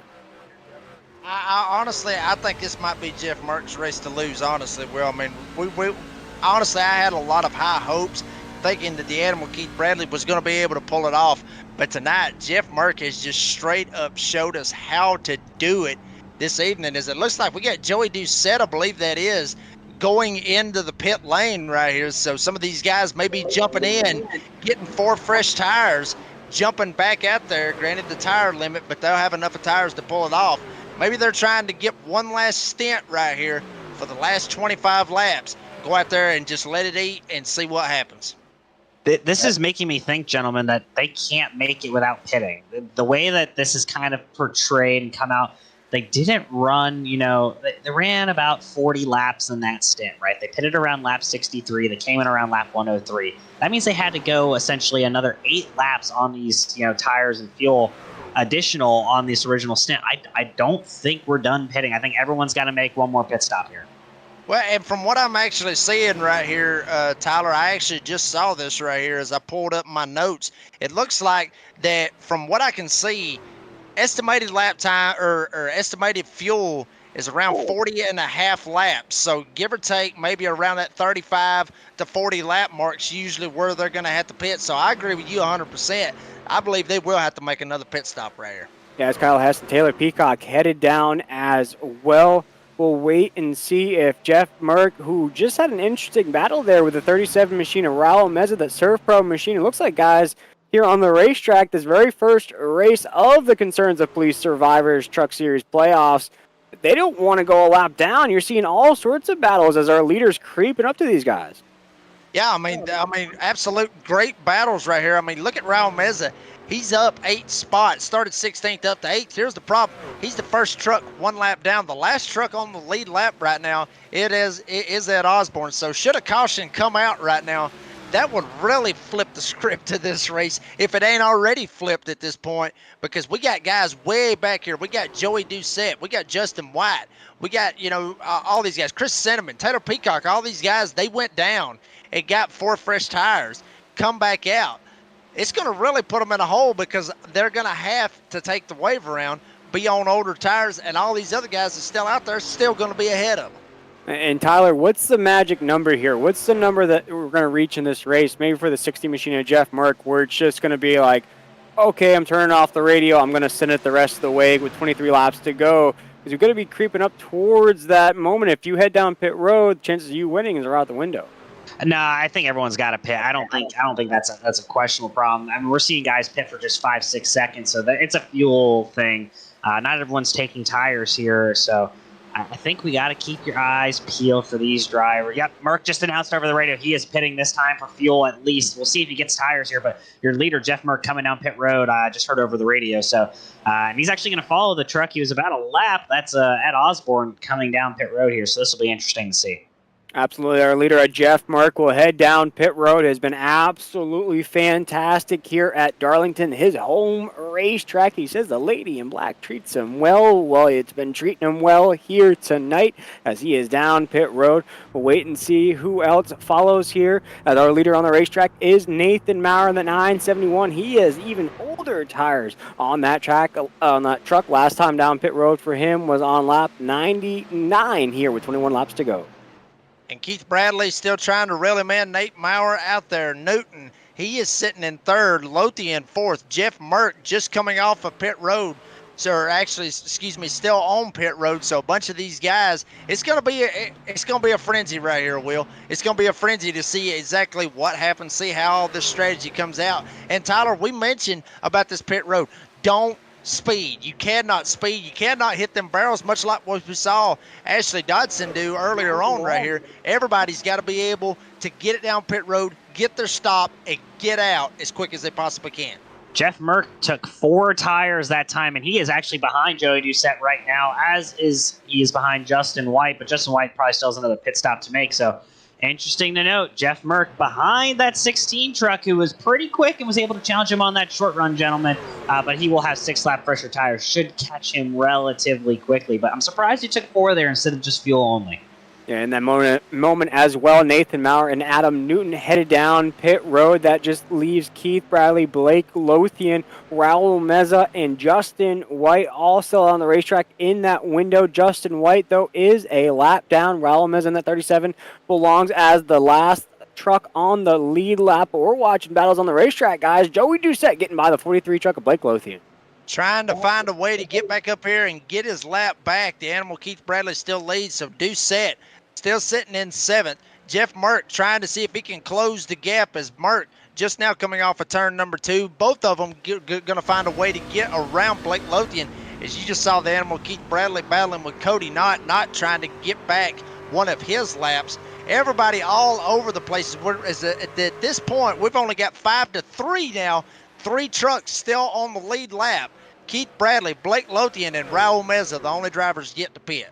The animal leads the way, our regular season champion here in the Concerns of Police Survivors Truck Series. And guys, he had clinched that regular season championship so much he didn't even race in the last race of the season. The 29 machine looking good here in the lead, but as Jake mentioned, does have to head down pit road. But when he does, though, guys, he can hang his head high with the fastest lap of the race with a 29.471. And that is absolutely moving here at Darlington. And he's doing a fantastic job of whatever he gets out of this. I mean, he's had a very good points night. He's done a fantastic job. Honestly, I mean, I think he would just have to just show up for the next 2 weeks, and he should be locked into the playoffs with you know, for the next round with the stage points that he has accumulated. But check it out. Here comes Jeff Merck trying to get up on the back bumper of Joey Doucette. Doucette still holding down. This is the battle for the lucky dog spot right here, Will. Doucette's got the lucky dog. Merck wants it all up in his tailgate, trying to see if he can intimidate Doucette a little bit. Doucette gets a little bit loose. Here comes Merck down to the bottom.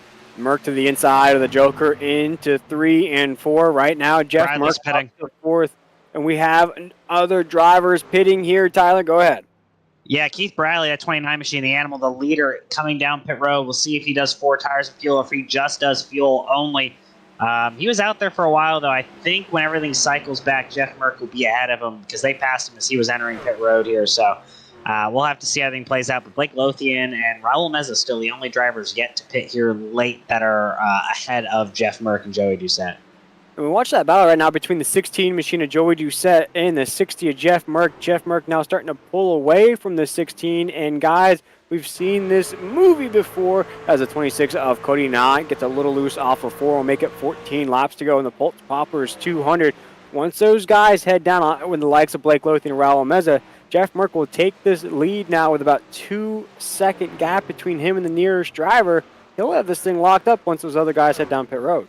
Yeah, he's got this thing locked up. You know, barring something catastrophic happening right here and bringing out some type of caution. Merck's got this thing in the bag. He's drove a fantastic race, able to keep it up front, keep it out of trouble, and basically just race the racetrack. As he was talking about earlier, race the track, it'll be good to you. He's doing a fantastic job because Darlington's taking care of him here tonight. Absolutely, as Blake Lothian remains our race leader. Raul Meza there in that second position. Jeff Merck is just flying around the racetrack. Doesn't hold the fastest lap of the race, but boy, it's felt like he's been at the top of the grid the entire night here in the Pultz Poppers 200 as he is down this front stretch once again. Make it 12 laps to go. And he is still sitting in the second spot right now. Lothian still has the lead right now. Lothian gets very, very loose off of turn number 4. Ashley Dodson right behind him. Dodson 2 laps down after the contact that he had.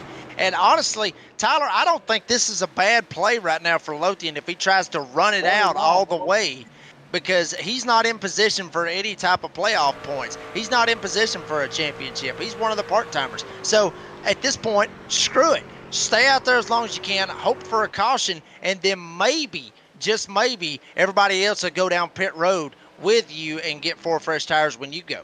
No, that's exactly it, right? We talked about kind of how I felt once I had been eliminated from the postseason on Monday, and really, I would approach the race similar to how Blake Lothian's doing right now. Who cares, right? You're not fighting for points. If you finish second versus you finishing 10th, it does not matter. What matters is getting wins, right? And at this point, Blake has nothing to lose, although he only has half a lap on Jeff Merck. Merck's not even a lap down anymore, so he might get caught if he's trying to stretch it all the way. I don't think he can. I don't think he could run 46 laps here on a fuel run. I don't think it's possible, but he's going to try. Watching now, 9 laps to go, awaiting the field to essentially go through that Yahtzee reshuffle. Blake Lothian still leading the way. You see the 37 machine of Raul Meza. Guys, he's up inside the top 10 on the lead lap, up 10 spots to the drop of the green flag. What a race out of the 37 here tonight. Absolutely fantastic race by Raul Meza. I mean, he's done everything that he needed to do. He's done everything that he can do at this point, which is keep that truck clean, keep it clean, be able to get through and get going. Raul Meza, one of those guys in the playoff picture, needs to be able to have a good night tonight. And what it's looking like is it's going to come out to a fantastic night for him if he can hold down right here in 6th. He's got about a 4-second advantage over the driver behind him as here comes Lothian. Lothian's going in now. Blake Lothian now down pit road. Tyler, this is going to open the door for some fantastic racing down the stretch. Yeah, I mean, it's locked up the win, I think, for Jeff Merck, barring a caution. So, Merck, you heard Blake Lothian's spotter over the radio just a second ago, or at least I did. This is really locked up for Jeff Merck. What I'm interested to see is how Keith Bradley, by staying out as long as he could, how he's able to drive through this field late here, right? He's got behind Adam Newton. He's behind Chris Cinnamon. He'll pass Blake Lothian here shortly. Can he get back in the top 5? I expect Raul Meza still has to pit. Last pitted on lap 104, gentlemen. So still waiting on a couple more pieces to fall as they may, but we're going to have a huge reshuffle in the playoff grid coming up. Absolutely, as Jeff Merck's leading the way now with 6 laps to go in the Pultz Poppers 200 here in the Nazareth 360 Racing Network. We want to thank, of course, Concerns of Police Survivors, Flieger Farm Paint Shop, and Pultz Poppers for being on board with us here tonight. With 6 laps to go, guys, we're waiting and seeing who will be the first driver locked in to the next round of these C.O.P.S. Concerns of Police Survivors Truck Series playoffs, as Jeff Merck, as Tyler mentioned, looks as though he's locked it up. And here comes that animal of the 29, though. Bradley trying to get around both of them. Basically got Newton and Cinnamon right here in front of him. Cinnamon goes to the top. Here he goes. Bradley gets past Cinnamon. Now he's going to try to reel in Newton. Newton right in front of him and not too far away. Raul Meza actually going into the pits. So Bradley, Tyler, you mentioned it, wondering if he's going to be able to get to the top 5. I think he's going to have no problem getting to the top 5. He may be going even farther, trying to see if he can somehow or another reel in Kyle Hess, but Keith Bradley looks like he's got the top 5 lined up just perfectly right here. As we come off of 4, we're going to make it my favorite lap of the race.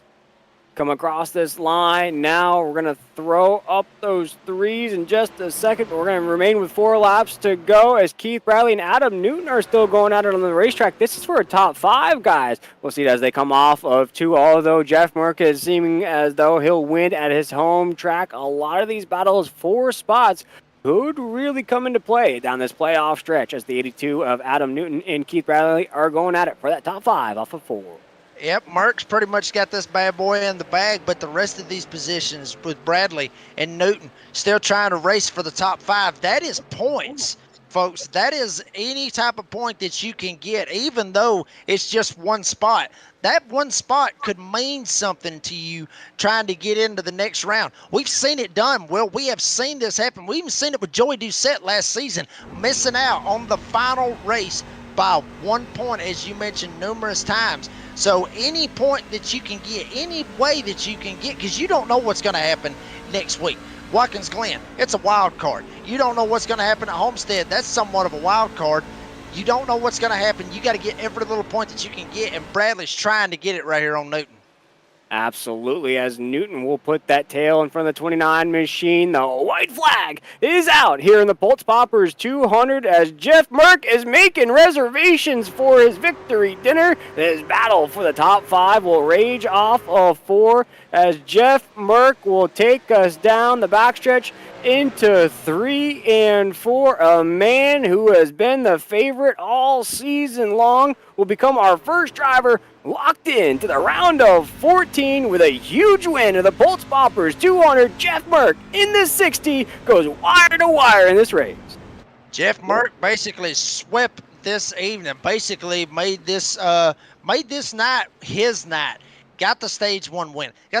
He got the stage 2 win and gets the final stage, locking himself into the next round of the playoffs. The rookie Jeff Merck basically taking these guys to school out here, if you will, here this evening. Jeff Merck getting the win here tonight at Darlington. And it will be Keith Bradley getting that top 5. Adam Newton will finish 6th. Chris Cinnamon 7th. They're at the line as Robbie Richards, Taylor Peacock will be our last truck on that lead lap. But what a victory. And Tyler, you mentioned it at the start of this race. Jeff Merck, Keith Bradley have won mainly all the races this season. Another fantastic performance out of this team. Yeah, and you know, we're not really shocked by this performance by Jeff Merck because he's been so good at times, but he almost got involved in an incident on the back straightaway coming to the checkered on the white flag lap. It looked like Taylor Peacock had some contact with another driver. I'm not sure if that was Blake Lothian or not, but that one driver went all the way to the inside wall right in front of Jeff Merck on the final lap. We almost had a shocking end to this race, but glad that Merck was able to finish it off. But there's going to be some hurt feelings with that 5th position, gentlemen. Keith Bradley put the bumper to Adam Newton going into 1 and 2 on the white flag lap there because they had a lap truck in the way, and Newton had some words for Bradley over the radio. Ooh, little spiciness heading into Watkins Glen. We got beef. We got beef. We're like Arby's. We got the beef here in the Concerns of Police Survivors Truck Series. But as Jeff Merck is burning it down on the front stretch, let's check out those official results in the Pultz Poppers 200. Jeff Merck claims victory here tonight, becoming our first driver locked inside of the round of 14. Nathan Maurer comes home 2nd. Joey Doucette, the Joker, will finish on the podium. Kyle Hess will finish 4th. Keith Bradley, the Animal, will finish 5th. Adam Newton, 6th. We just mentioned that battle. That's going to be something to watch out for next week at Watkins Glen.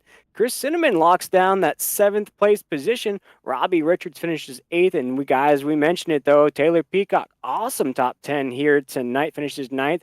Blake Lothian, 10th. And we'll hand it off to Jake for the rest of the starting grid, or the official results. Yep, Ed Osborne gets 11th. The rest of these guys right here that we're mentioning are 1 lap down or more. Ed Osborne getting 11th. Good run for Ed Osborne starting 19th. He ends up in 11th. Michael McKinnon will get 12th. Ashley Dodson, heartbreak for the 88, getting slammed into the wall, or slamming himself into the wall, that is. He will end up 13th after a good night. Not the night that he wanted. Cody Knott will get 14th. Good run for him, 21st up to 14th. Raul Meza will get 15th. Justin White gets 16th. Jeffrey Sickles 17th, Brandon Bullock 18th, James Morris will be 19th, and Zach Hartwick rounds out the top 20. Check out the rest of those results here. Some of these guys wish they probably had better nights. Dana Shepard in that 45 will come home 21st. 22nd position will belong to the 94 machine of Eric Zimmerman. 23 of Stephen Thomas will finish hit the exact position. 23rd, Buck Whittington in that 00 will finish 24th. Rest of this field here tonight just had early issues, could never come back. Jose Luis Rivera finishes 25th. Chris Blanchard 26th. C.O.P.S 27th. Adam Johnson, we saw his acrobats in this race. He got about a 6.5 for those skills. There finishes 28th. And Justin Lumpkin will round out our results here tonight, guys. And it was an absolute battle here at the Lady in Black. But let's waste no time. Let's get to the man who told us that the Lady in Black treats him well. And boy, did it treat him well here tonight as he becomes our first driver in the round of 14. We're now joined by the Pultz Poppers 200 winner, Jeff Merck, in that 60. And Jeff, man, I got to say, we've seen some performances here on the Nazareth 360 Racing Network, but I think it's been a long time since I've seen someone essentially go wire to wire in a race. Yeah, like I said earlier, Darlington is my home track. I was born and raised in South Carolina, attended my first race here. And like I was telling the other two there in Discord, I was like, she's a mean old girl if you don't know how to treat her. But if you treat her right, she'll just rock you right to sleep. And that's kind of what I did. I just got up there and I circled this track on my calendar and said, if things go right, I'm going to dominate that race. And that's what happened.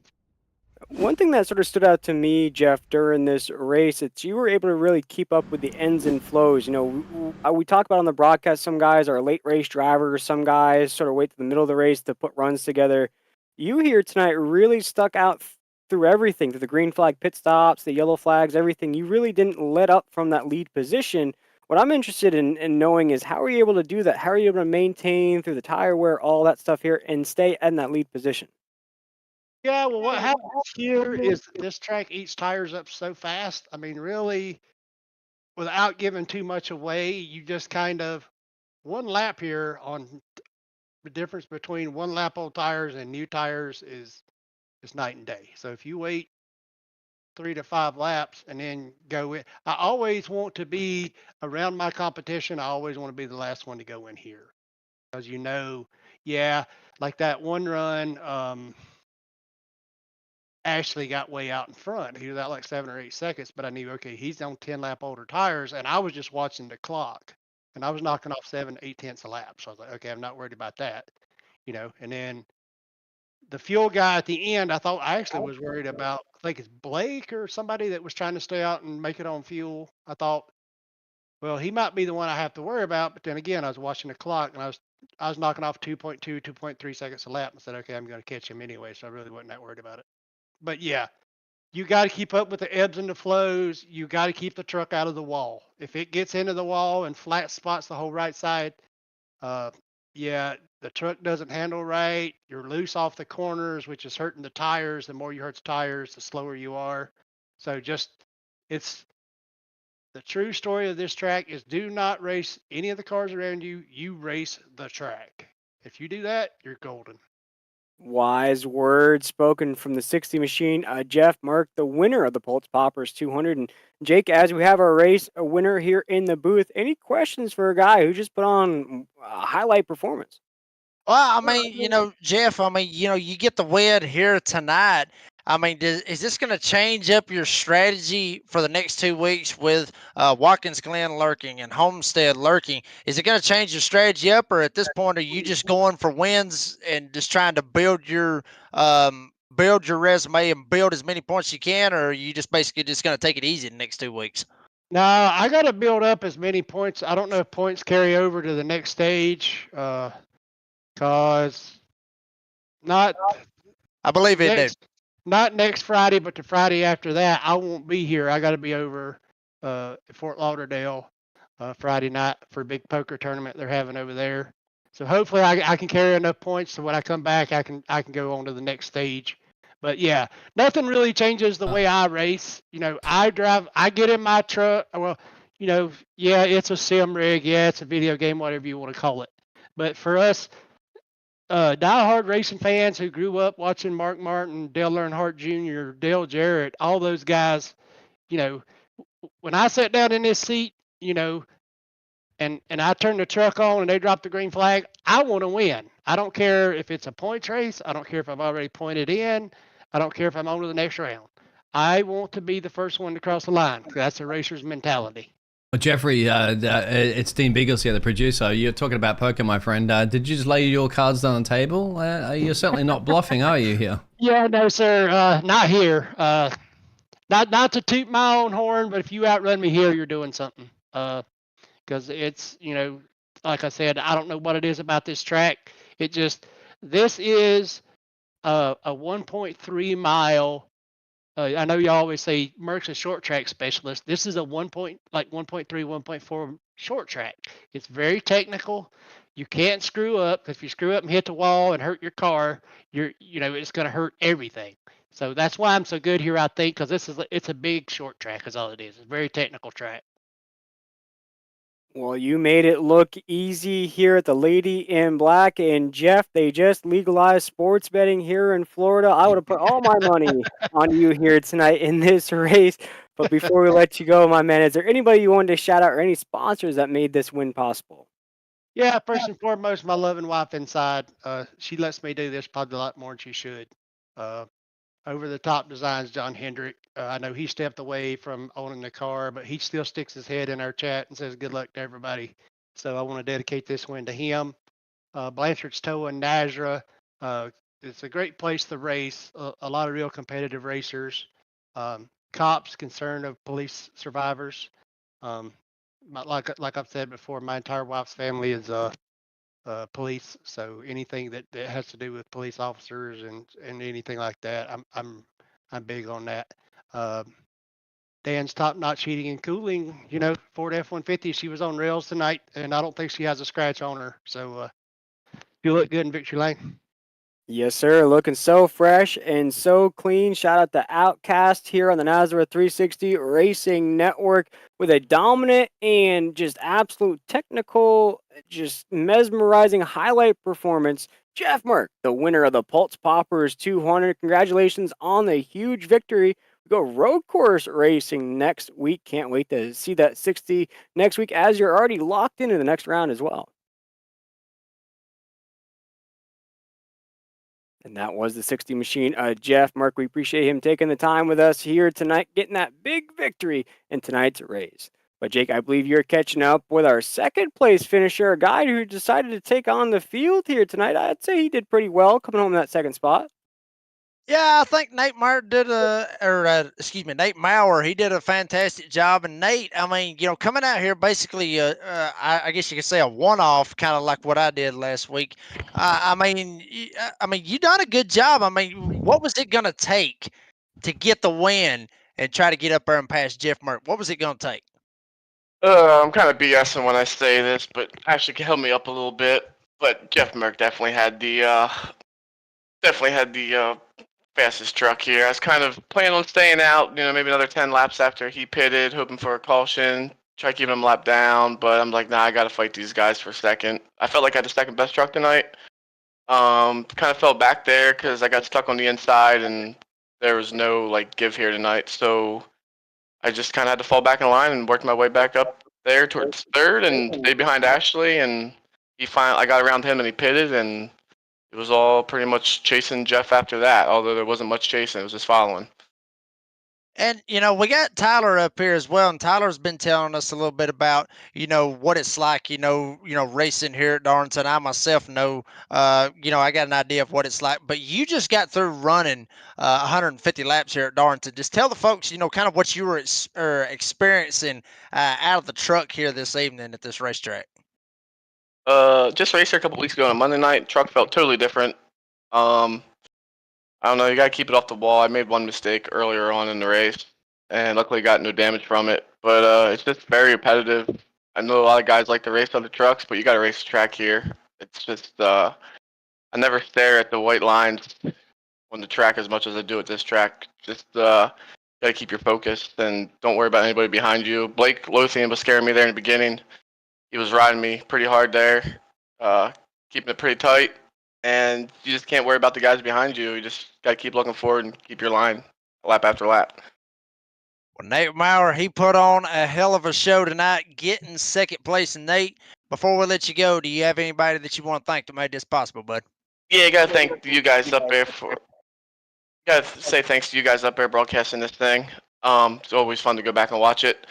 I want to say thanks to Eric Zimmerman. He paid my championship fund. I had things pop up. I couldn't make hardly any of the season. But also debuted my new paint scheme for Monday nights here, DSR Electric. So thanks to Dan Gobble over there at DSR. Thanks for Lumpkin killing this paint scheme. I love it. All my new teammates here at Swim. And shout out to Brady and everybody else that makes this league go on. And yeah, all my family that watches me, my old lady watches. Hopefully keep the momentum going here. Awesome. Well, Nate Maurer getting second place. Congratulations on the run. We'll see you in future races, bud. Have a good night, guys. That was our second place finisher of Nathan Maurer. Great race at the 971 coming in here tonight. Really, he just talked about how his championship fund was covered, but really, threw some elbows. Did a great job in this race. Without further ado, it is time to catch up with our third place finisher, the Joker, Joey Doucette. And I believe, Tyler, you're catching up with the 16. Yeah, I'm here with your third place finisher, Joey Doucette. Joey, we talked a little bit before the race on kind of thoughts going into this race here at Darlington. You come up with third place finish. You were able to kind of push Jeff Merck a little bit on that short run, starting stage number 3. What did you think of the track? How do you think the truck handled? And was the race as chaotic as you were expecting it to be? Because, I mean, there was a lot of playoff drivers involved in some chaos. Yeah, I was running pretty hard, and just Mark was on a different level. But the track was loose. I usually run 16-1 anyways. I kind of like that loose feel, and but no, just a lot of playoff drivers in the back that were getting caught up. I mean, it helps out a lot, but sucks for them guys to get caught up in the first playoff race. But if they bounce back, they still can next week at Watkins Glen. I know there's a few guys that got involved tonight that are pretty good at road courses. So all in all, good night. I think 6 in the first stage, second in the second, and then a third place tonight. I feel comfortable going into Watkins Glen because I suck at road courses. So if I don't get nothing there and just have a decent finish, I think I should be okay to go into Homestead and hopefully advance to the next round. Yeah, you mentioned, how important those stage points was and getting a strong finish. We saw you really race super well earlier in the Monday night series here at Darlington Raceway. But you're one of 3 drivers to come into this playoff with double-digit playoff points to start. You started as the number 3 seed, Joey. You talked about that points battle. Are you kind of just going to bide your time at Watkins Glen and then go to Homestead and try and again attack the track as you did here tonight? Yeah, just gonna, run my race at Watkins Glen, try to stay out of trouble, try not to damage the truck at all, and just come at Homestead. I'm really good at Homestead, so I'm gonna just put all my chips in one basket at Homestead. If I'm behind the curveball, or not, a win gives me an extra playoff point or a couple playoff points going into the next round. So I'm just happy that I did so well tonight. I mean, the 2 different track types. Monday at Darlington was totally different from tonight. So I ran basically the same line that I did Monday night here, and it worked to some point, but just the tires were getting eat up really fast. Well, Joey, again, just a huge shout out to you and your family, and thoughts and prayers still with you all during, obviously, this trying time with the Joey Strong 16 we still have here on the broadcast here on the NASCAR 360 Racing Network. Just really appreciate you coming out, and again, congrats on a strong run. Before we let you go, Joey, is there anyone you'd like to thank that makes this happen for you? Nazareth 360 Racing Network, Warrior Wraps, NRE Power System, M1 Race Cars, Over the Top Designs, Hoopsy's Garage, Pultz Poppers, Blanchard's Towing, Stogies, C.O.P.S for coming on, Simmers Hub, Butt Kicker 213, my mom, my family, Brady, everybody that's in Nazareth and outside of Nazareth that supported me in this time, and I appreciate the kind words there, Tyler, and hopefully I can talk to you guys soon. Yeah, again, congrats on the absolutely amazing run, Joey. A great finish for the driver, the number 16, your third place finisher tonight, Joey Doucette. Will, back to you here up in the booth. Absolutely. And once again, Tyler, we got to say our thoughts and prayers and just support are with the Doucette family. As you mentioned, the 16 strong QR code is still in the corner here in this broadcast. You want to scan that, get the information on what the Doucette family is going through right now. We invite you to do so. And guys, it was a very exciting first round, our first race of the Concerns of Police Survivors Truck Series playoffs here. But we saw Jeff Merck go wire to wire, but we also saw a few battles on the racetrack and what could be a rivalry heading into Watkins Glen next week. Yeah, I mean, and honestly, I was actually thinking about going over there and seeing what was going on. I mean, actually, Keith Bradley went over to Sick Witted Motorsports over there to talk to Adam Newton about that little exchange that Tyler was talking about. So that's going to be really interesting to see how that turns out later on in the future, because I mean that's something that we talked about earlier. That's something that we talked about with Jeff Merck, not wanting to make any enemies here in the playoffs. But I mean, for his point, hell, he ain't got to worry about no enemies because he just straight up went out there and just waxed the field. So he ain't got to worry about racing anybody at that point. But it's moments like that, where you have rivalries. It's awesome to see. It's awesome to call it and see it and interact with it.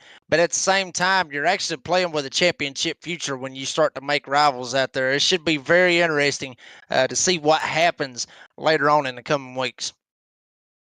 And Tyler, we're just an absolute blast having you up here in the booth. Regular season champion, the SimRacerHub.com Truck Series, our Monday night series here at Nazareth. What was your thoughts about tonight's race? As we mentioned, Jeff Merck goes essentially wire to wire, but there were some other things that happened in this race.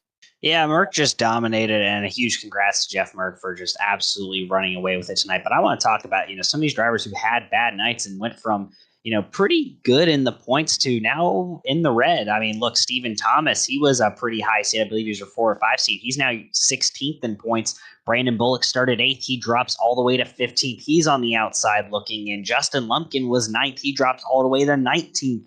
That's 3 drivers there that have already gone from positive territory to negative territory. Meanwhile, Cody Knott, Michael McKinnon, and Taylor Peacock all move up inside the top 14. It's super tight, though, on that cut line, right? You have Michael McKinnon, Cody Knott, Raul Meza. There's a 3-way tie for 1,032 points from 11th through 13th.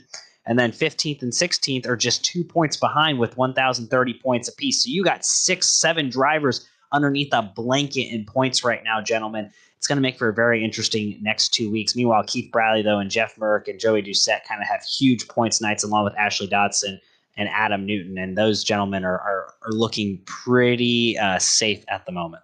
Ooh, all the while to go ahead and hit that like, share, subscribe button here on the Nazareth 360 Racing Network, because you don't want to miss that race next week, 9 p.m. Eastern Standard Time at Watkins Glen. We're going road course racing, a little right, a little left. We get to see who our road course ringer is, and as Tyler just mentioned, so many points on the line as well at our road course. That's just going to be absolutely terrifying for some of these guys on that cut line. But once again, it is Jeff Merck claiming the Pultz Poppers 200. We want to go ahead and thank Pultz Poppers for being on board in tonight's race. Owner Neil Pultz over there. Go holler at them at Pultz Poppers or at beambugs.com. Get all your fly fishing gear, everything you might need for your next lake adventure. Of course, we also want to thank Fleeger Farm Paint Shop for being our Hard Luck Award winner. Go contact Adam today. Get that free paint scheme out of the way. first-time customers get a free paint scheme over at Flieger Farm Paint Shop. Also, we can't forget about our wonderful title sponsor, Concerns of Police Survivors. You heard about it out of Jeff Merck there, the ties he has to that organization. We have the Huck Whittington machine of the 00, the Justin White machine of the 2 out there as well. Concerns of Police Survivors does so many amazing things for families all over the country. We invite you to go check them out at concernsofpolicesurvivors.org. Get all the wonderful information. We are just so honored and thrilled that they have joined us this season. But that's going to wrap it up here on the Nazareth 360 Racing Network. Once again, it is Jeff Merck claiming the victory in the Pultz Poppers 200, becoming our first driver in the round of 14.